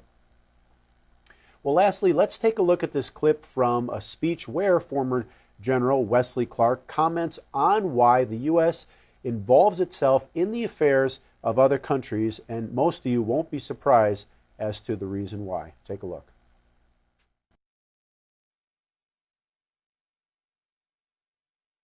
The truth is about the Middle East is, had there been no oil there, it would be like Africa. Nobody is threatening to intervene in Africa. The problem is the opposite. We keep asking for people to intervene and stop it. And there's no question that the presence of petroleum throughout the region has sparked great power involvement. Whether that was the specific motivation for the coup or not, I can't tell you, but there's always been this attitude that somehow we could intervene and use force in the region. Now, what the former General Wesley Clark said there was that was right after 9/11 attacks on the U.S., where these 7 countries in 5 years were named. And now we're down to the last one, Iran. But interestingly, he said we wouldn't have that involvement if it wasn't for the oil. Right. So you see here now the underlying reason of the U.S. being there in the Middle East all has to do with oil. Yeah, and then interesting, enough that he said, in certain areas in Africa, there's no involvement. Even though there are skirmishes and wars and things like that taking place, there's no involvement with the U.S., where the U.S. says, in these other countries, we're coming here to kind of help the people out, to bring about democracy in these areas, to get out the regime. But there's a greater underlying thing, and oil is the reason. And many people know of that. In fact, Yisrayl Hawkins and the House of Yahweh has foretold about these very things that actually are written in the Holy Scriptures thousands of years ago. In one of the books that he wrote in the 1970s, 1976 in fact, Mark of the Beast Volume 1, and of course later Volume 2, describes the details that were actually shown in Daniel and Revelations concerning the time period that we're in right now. And so if you'd like to find out more about these prophecies in the time that we're in, known as the last generation, contact the House of Yahweh, and when you do, don't forget to request your free copies of the monthly newsletter and the prophetic word, and also don't forget to look and find out how you can obtain those copies of the Mark of the Beast and Volume 1 and Volume 2 and Birth of the Nuclear Baby books. I believe you can actually find those on, you're going to mention the Yisrael Says program, right? And that information is there for you to find out those prophecies, how they were foretold, and how they pertain to our time right now. Well, to contact the House of Yahweh, you can write them at the House of Yahweh, P.O. Box 2498, Abilene, Texas 79604. You can call them at 1-800-613-9494. You can visit them on any of their websites, Yahweh.com, YisraelHawkins.com, Yahweh'sBranch.com. You could also visit our website at YPNnews.com. If you would like to email the House of Yahweh, you can do so by emailing info@Yahweh.com. Any international calls, you can call the number that's on your screen. And as Katan mentioned here, the two programs that you can check out, the Yisrael Says program by going to YisraelSays.com, or the Ask Yisrael program by going to AskYisrael.com, where you can search those two books that Katan mentioned, the Mark of the Beast, Volumes 1 and 2, and also Birth of the Nuclear Baby, to find out more about the prophecies that Yisrayl Hawkins is bringing forth. All right, well, don't go anywhere. Get your pen, your paper, and of course your Holy Scriptures to follow along, because up next is Yisrayl Hawkins. For all of us here at YPN News, I'm Katan Alexander. And I'm Jeffrey Heimerman. Thank you for watching.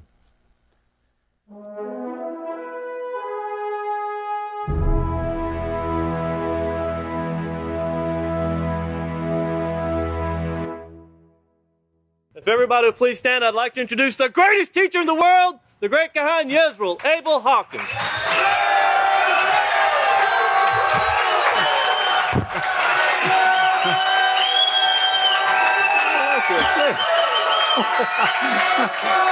What a crowd. Praise Yahweh. You may be seated. You may be seated. Praise Yahweh. It's a beautiful day. I saw the parking lot filling out there, and may the peace of Yahweh be with each and every one of you. The religious organizations are getting angry. I noticed they're calling us cults, they said again. That's a badge of honor, I think. That's what they call Yahshua. They're wondering why all the people are gathered at the house of Yahweh. They say think we've found a new alcoholic drink or something that their spies say no, they don't drink, and well, maybe it's dope, maybe it's marijuana. No, they don't use drugs. Don't allow them on the ground.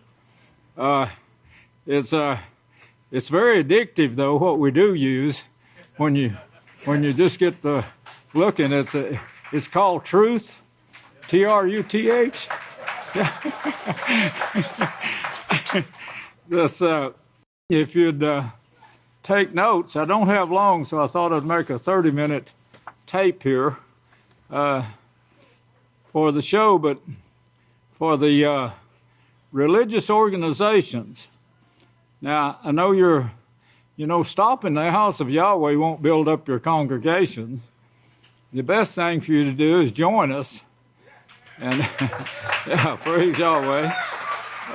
And start believing your scriptures. If you just believe the scriptures, what they say. If you look at Amos in your King James Bible, it's a Moshe. They took Yahweh's name out of that name when they translated or when they rendered the King James Version. They wouldn't allow the sacred names to go into the versions.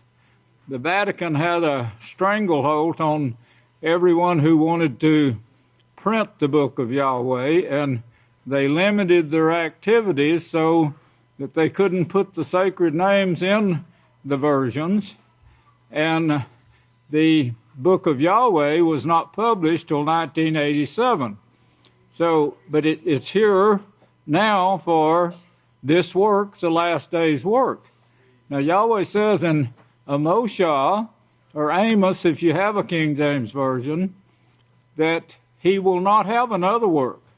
You can't go and start another work expecting it to grow and take over what is left of the nuclear war. The house of Yahweh is it. That's Yahweh's prophesied work.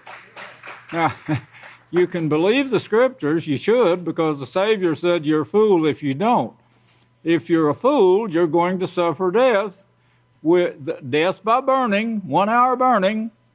That's going to take place in this generation. It's found in chapter 18 of Revelations, and it is going to take place. The bombs are already here. They weren't here in 96 when this book was written. They weren't in Isaiah's time, 712, when he wrote the same prophecy saying that the earth is going to be burned and few men left. That's Isaiah 24, 1 through 6. But Micahyah, he gives the prophecy saying that Yahweh won't have any other works. Yahweh put it in writing for everyone to see. You don't have to question it. You don't have to go hunting for another work. Just follow the scriptures and believe the scriptures. And it'll take you right to the prophesied work of Yahweh. That's the only place there's salvation. You go to any other place or fix your own work out there, you're just spinning your wheels like you are right now in your churches. Churches, they have no truth. And people are finding this out, They're looking at the Ten Commandments, and the Savior said in Revelations 22, 22 verse 14, blessed are those that keep the commandments in your King James Version. Read it for yourself in your own King James Version. Blessed are those with eternal life. They have right to the tree of life and may enter in through the gates into the kingdom. They're not blessed. You can curse yourself as Adam and Eve did. You can curse yourself. You can follow the gods. Follow the gods.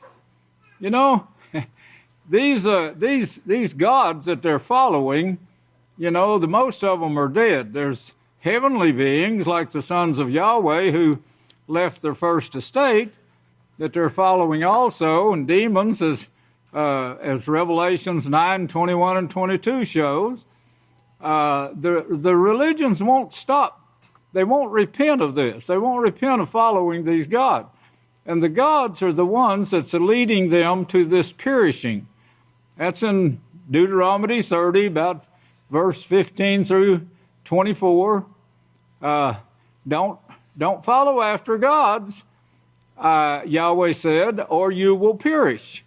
And you're bringing this perishing about on yourselves. You're the ones that created the nuclear bombs. You're the ones that's going to use them.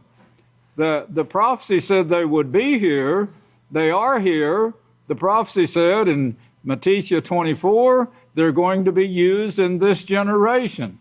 In fact, this generation has got to be cut short a little bit, or it would destroy all flesh. But there's going to be 2 billion people about left alive, and they're going to be coming to the house of Yahweh. They're not going to go to the house of gods anymore. And they will learn war no more. That's what Micahyah, if you want to read it, Micahyah 4, 1 through 3. This Savior, if you would read John, that's the King James Version, John 3 and verse 7. It's Yahchanan in the Book of Yahweh because it has Yahweh's name in it. That's the Book of Yahweh only.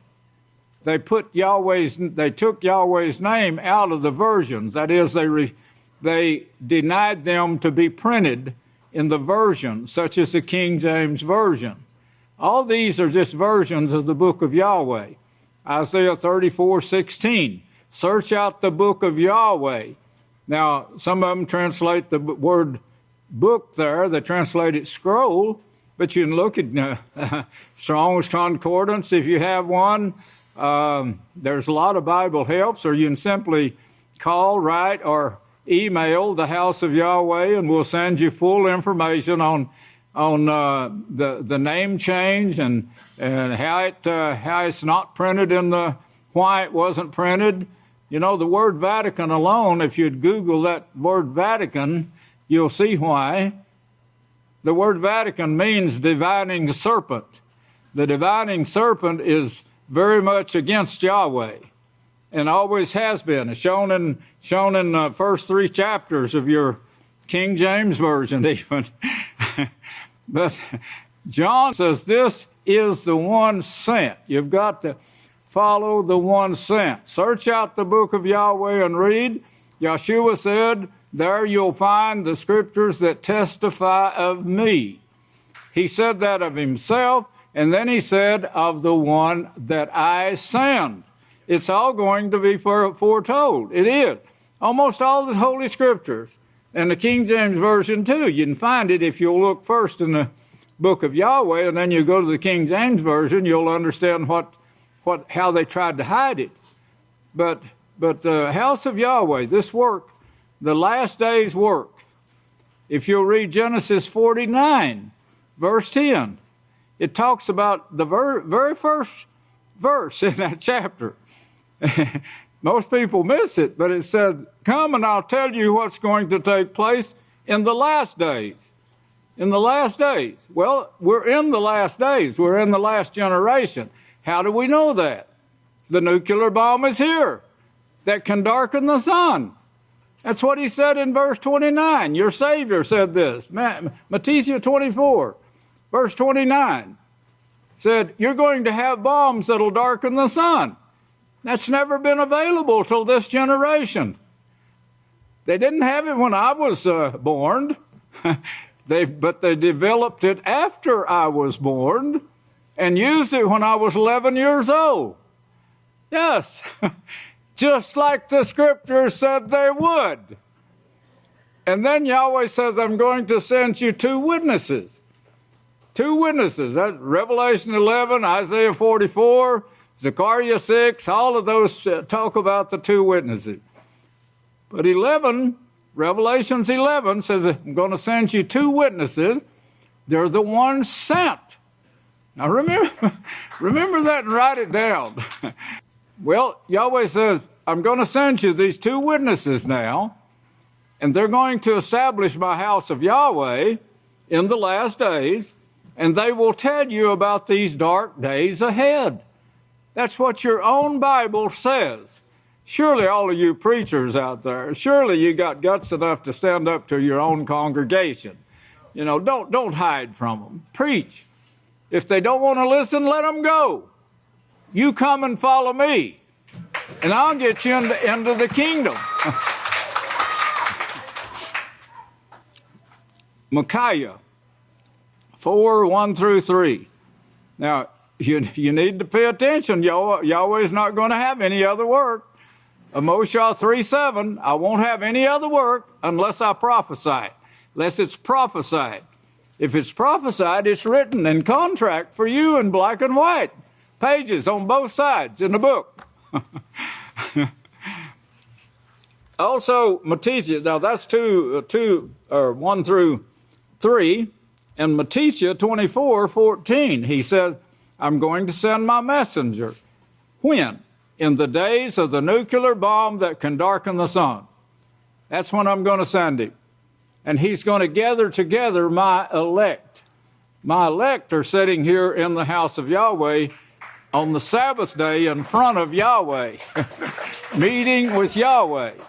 The seventh day is the Sabbath. Look at Exodus. Let's turn there. Exodus 20. 2020. If you remember that 2020, it'll make it easy for you. 2020 is your test. See if you can stand up to truth. It's hard to stand up to truth. They start calling you a cult. They start telling all kinds of lies about you. Yahweh won't, but the preachers do. The congregations, the religious organizations are thinking, well, they're going to take all my members, you know. I'm going to have to do something, so let's find us some false accusers, they said. Let's have him arrested. And that's what they did. They arrested your Savior. They arrested me, too, on false charges.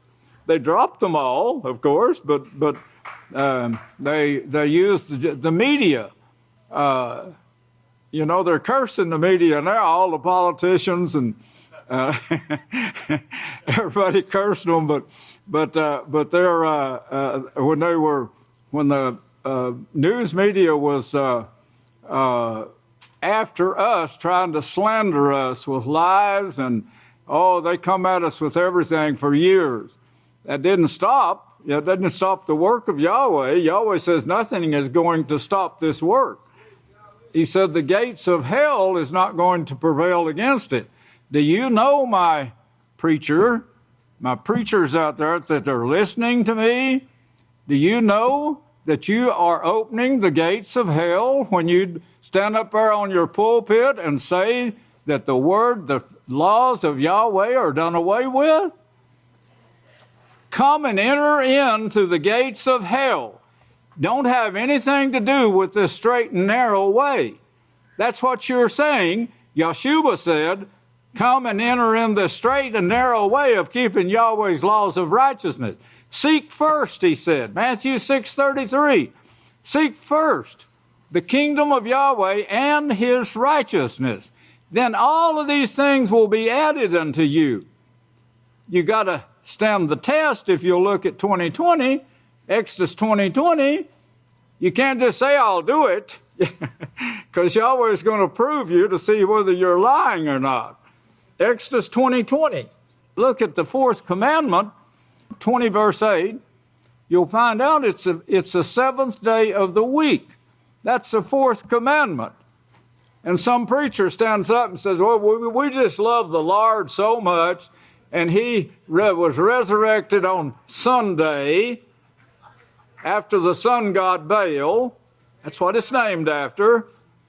And there's where you go to the gates of hell and refuse to go in the kingdom of Yahweh.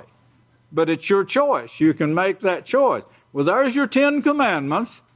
In Revelations 22, the very last chapter now, Revelations 22, there was nothing added after that or subtracted. In fact, you'll find in the last 2 verses a curse on anyone who tries to delete anything from that. Cursed is anyone.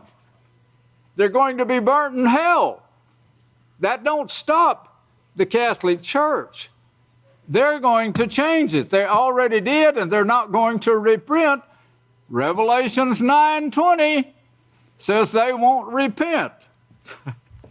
Well, as a result of that, they got a world full of AIDS and fighting and so forth. What we're looking forward to, here's one group of people in a foreign land, 25 people, believers, in the house of Yahweh. This was just added, by the way, yesterday. 25 people. This is going on all over the world. There's 2 billion of them that Yahweh shows is coming. I believe that 100%.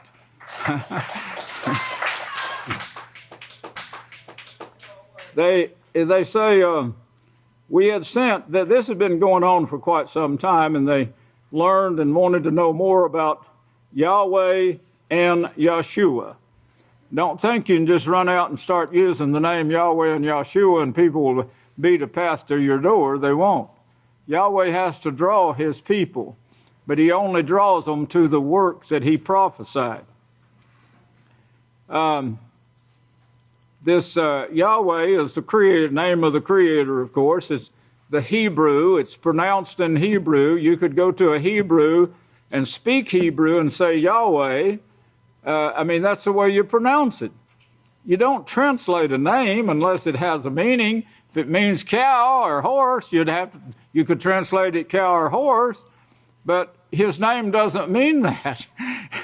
Yahweh has a certain meaning, and it's shown throughout the scriptures. There's God's proof on it right now in this generation, as Yahweh showed. The Book of Yahweh is even translated, and it's out for you to see. You can view it online. You can read it online. The 25 people that wrote that, of course, they're trying to condemn them too, I imagine. Anyone who follows righteousness will suffer persecution. They're after the Facebook because that, as the great Kohan, Benjamin Krause Hawkins brought out, Facebook is part of the last days prophesied work in your Bible. And of course, if you didn't understand that, don't quit. You need to understand it. We had, if you can see that, that was last week. Let's see, did you see the 10,000 viewers at one time? This one, they didn't have it printed, but I called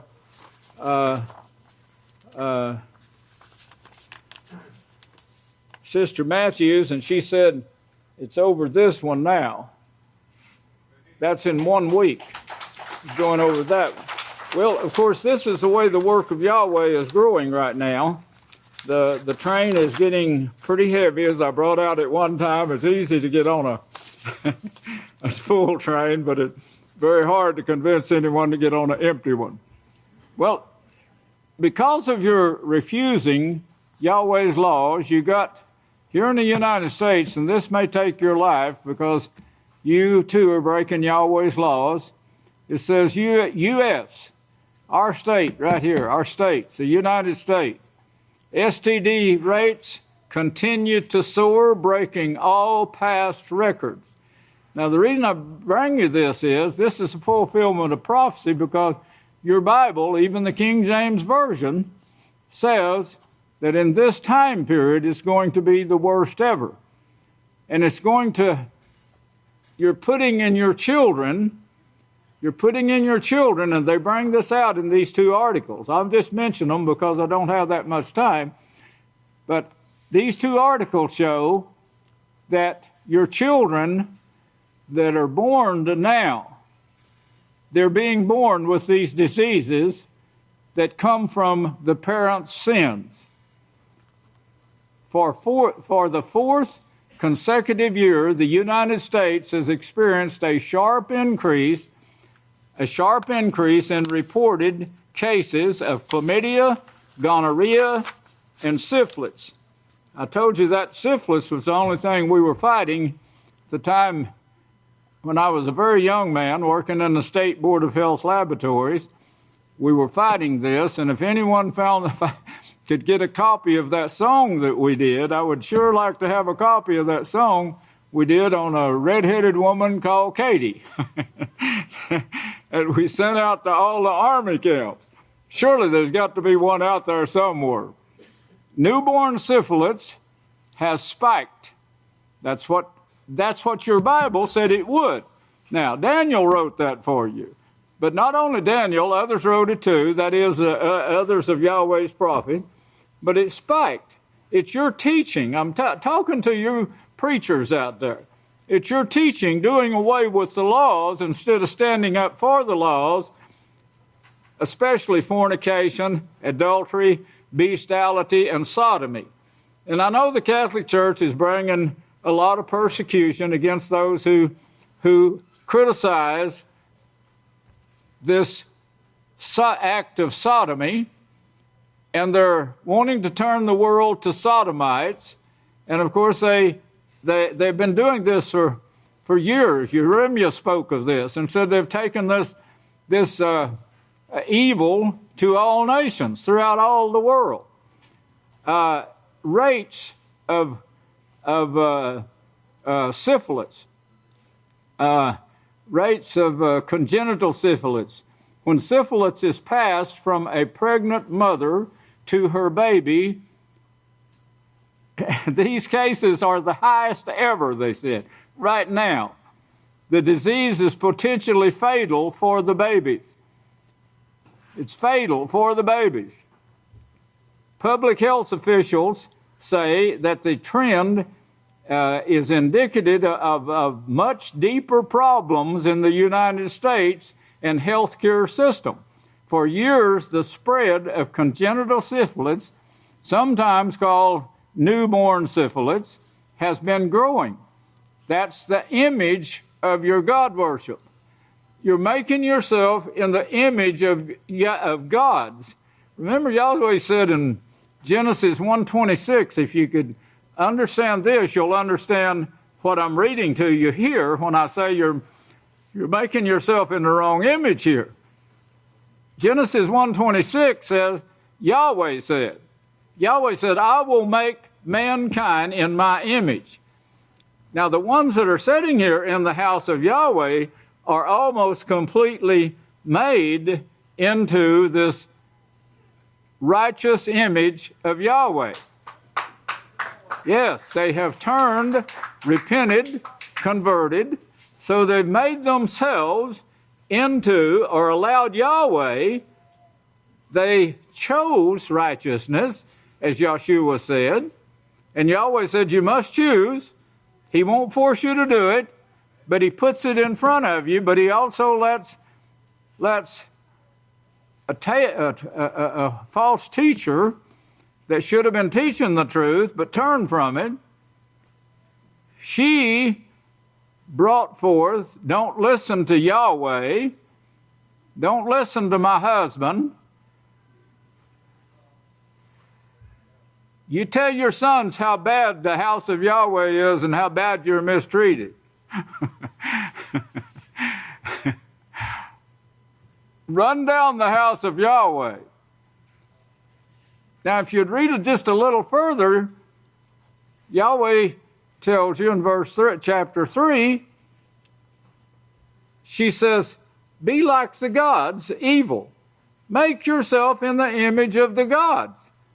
Then you'll know evil, along with this righteousness that's going to disappear from your mind when you start practicing. Now, she didn't tell you that, but that's what occurs. Start practicing evil, you turn from it, you kiss your 18, you need to read it. You practice righteousness for a while, turn back to evil, none of your righteousness is remembered. You can't even remember why you ever wanted to learn it. Well, Yahweh won't remember it either. And that's what occurs. That's what occurred with Satan. Now, Satan also, yes, Yahweh had his sons. You didn't see any anger with Yahweh. He advised his sons. Even though they left their first estate, he kept advising them. That is shown in the scripture. Never a harsh moment. Never a harsh moment. But he said to Satan in the 3rd chapter, if you'll study it, not now, you don't have time. 3rd chapter, he said, you're putting hatred, you're putting enmity between your sons and the woman, between your sons and these people, my creation. There never should have been any enmity between his sons and mankind. But she put it there with her deception and her running down Yahweh's way. She put enmity between them. So the gods now turned against Yahweh's creation. Satan turned against it. You should understand that now. Now, for years, the spread of congenital syphilis, sometimes called newborn syphilis, has been growing. In Genesis 3:5, you'll see this is the image of the gods. It's been growing all this time. It's been growing actually since the days after the flood. After the flood, they started it again. And it's been growing and coming, it's been picking up in numbers and different kinds. Rising STDs in the U.S., the rising rates parallel those of other STDs in the United States, which have surged in recent, all of them surging now in recent years.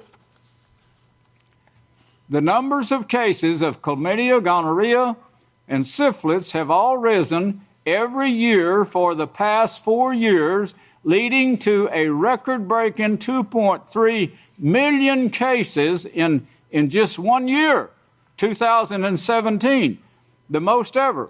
Wait till you see the 2018 report, the most ever reported nationally in a single year. Congenital syphilis can result in miscarriages, stillbirth, dead shortly after birth. When a baby does survive the birth, they can arrive underweight and premature, according to the Center for Disease Control. Their bones can be deformed, neurologic problems and brain damage, blindness. Blindness can come from, I remember this from the days of the working in the State Board of Health laboratories. Blindness can come either right after birth, before the birth, or it can come 15 years later, or any time in between that time. Deafness, meningitis, syphilis. Now, all of this is the image of the God, knowing evil. That's what they turned to. Yahweh was still counseling the gods. He still is. They won't repent or haven't yet. But now they got a hatred for mankind who Yahweh created to help them. Working to help them and the others that were in the same fix, that inhabit the universe. Yahweh says in chapter 8 of Revelations, Psalms, chapter 8 of Psalms, he said, I'm going to put mankind over the universe. That's shown right there in that verse. Your sons, speaking of the house of Yahweh, you will become my sons and daughters, 1 Corinthians says. His sons and daughters are going to be put over the universe, not to condemn them or hurt them, but to help them fight their way out of this mess they've got themselves in. He has a perfect plan. Mankind is living it out here on earth. Mankind. And Yahweh shows you where his work is.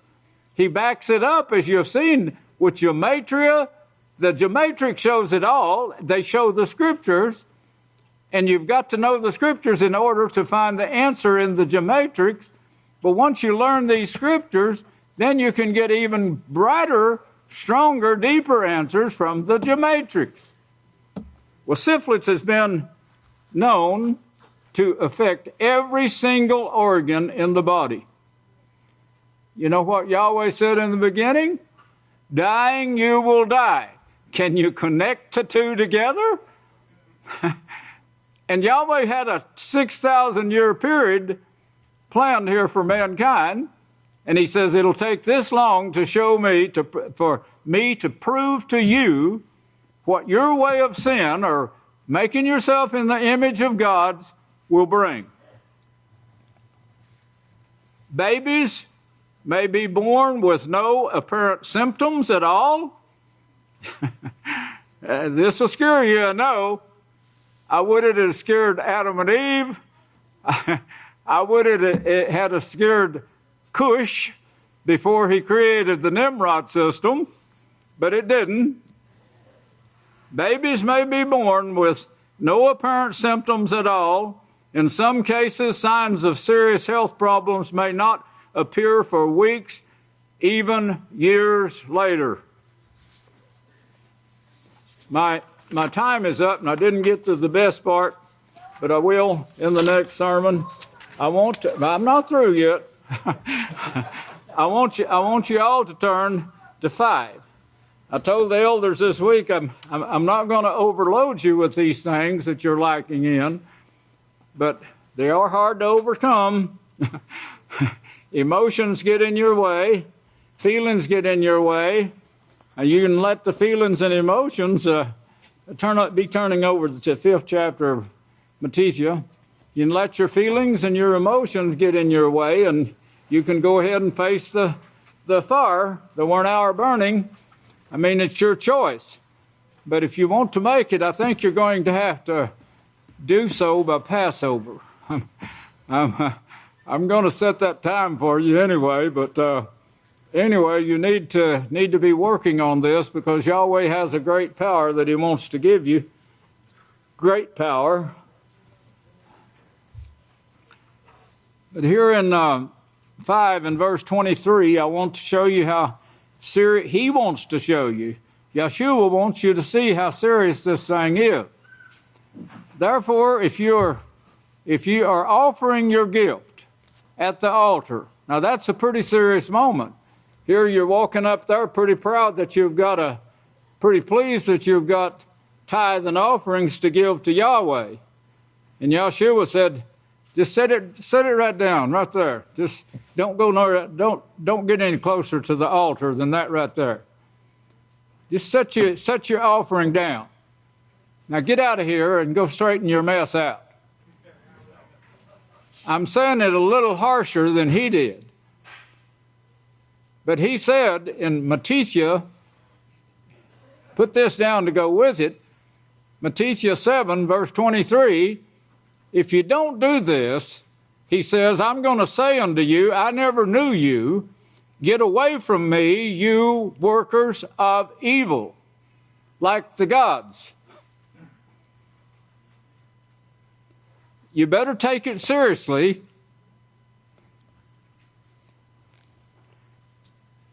Start working on it.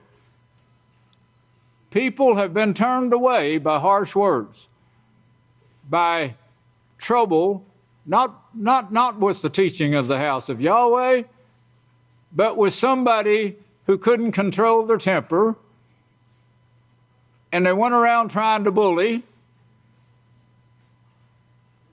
like Satan, like Cush.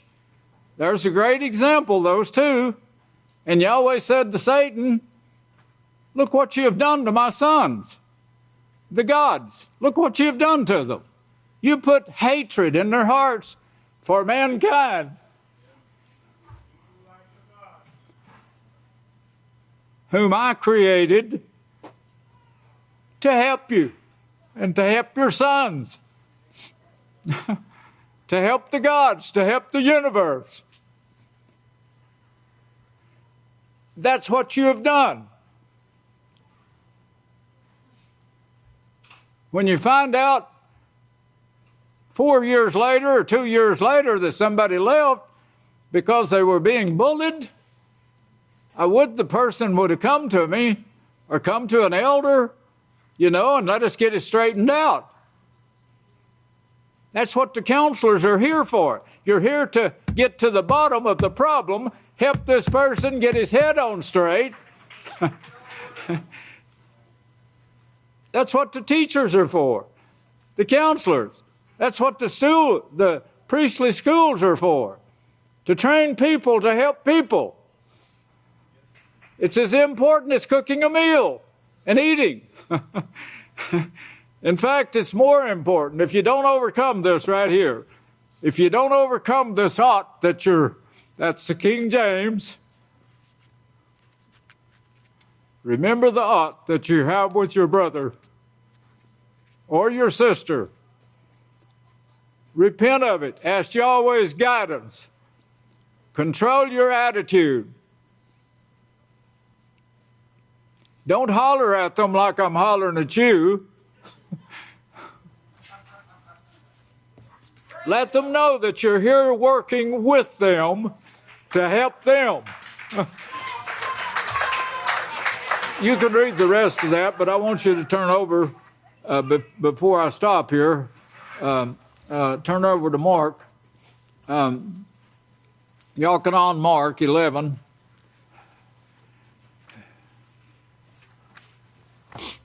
Yahchanan, Mark 11. And look at verse 25 there. And when you stand praying, forgive. I know that once you get the anger in you, it's hard to turn loose. And you get this between you and your wife, or you know, and you don't know even why you're hanging on to it, because you don't think about it. This kind of takes over your mind.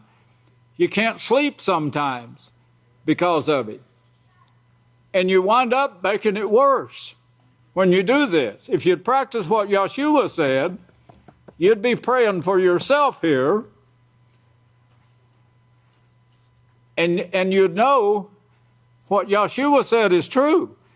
If you don't forgive, if you don't forgive and get this mess straightened out, and it is a mess, it becomes a mess. What a vicious fire, a huge fire, that the little tongue can generate. That can start it, and it's hard to get rid of. If you'd get your act together and start looking on yourself as being the cause, yeah, you caused it because you didn't get it straightened out. You let it fester overnight. Stop doing that. Get your life straightened out. Now, this is just one of the things that's difficult that I told you I was going to dump on you. I'm not going to load you down today, but there's more coming. But work on this one. When I think I see it taking place among you, then I'll give you another problem. A little bit harder than this one. May Yahweh bless you, and I'll turn the service back to the next leader. I love you.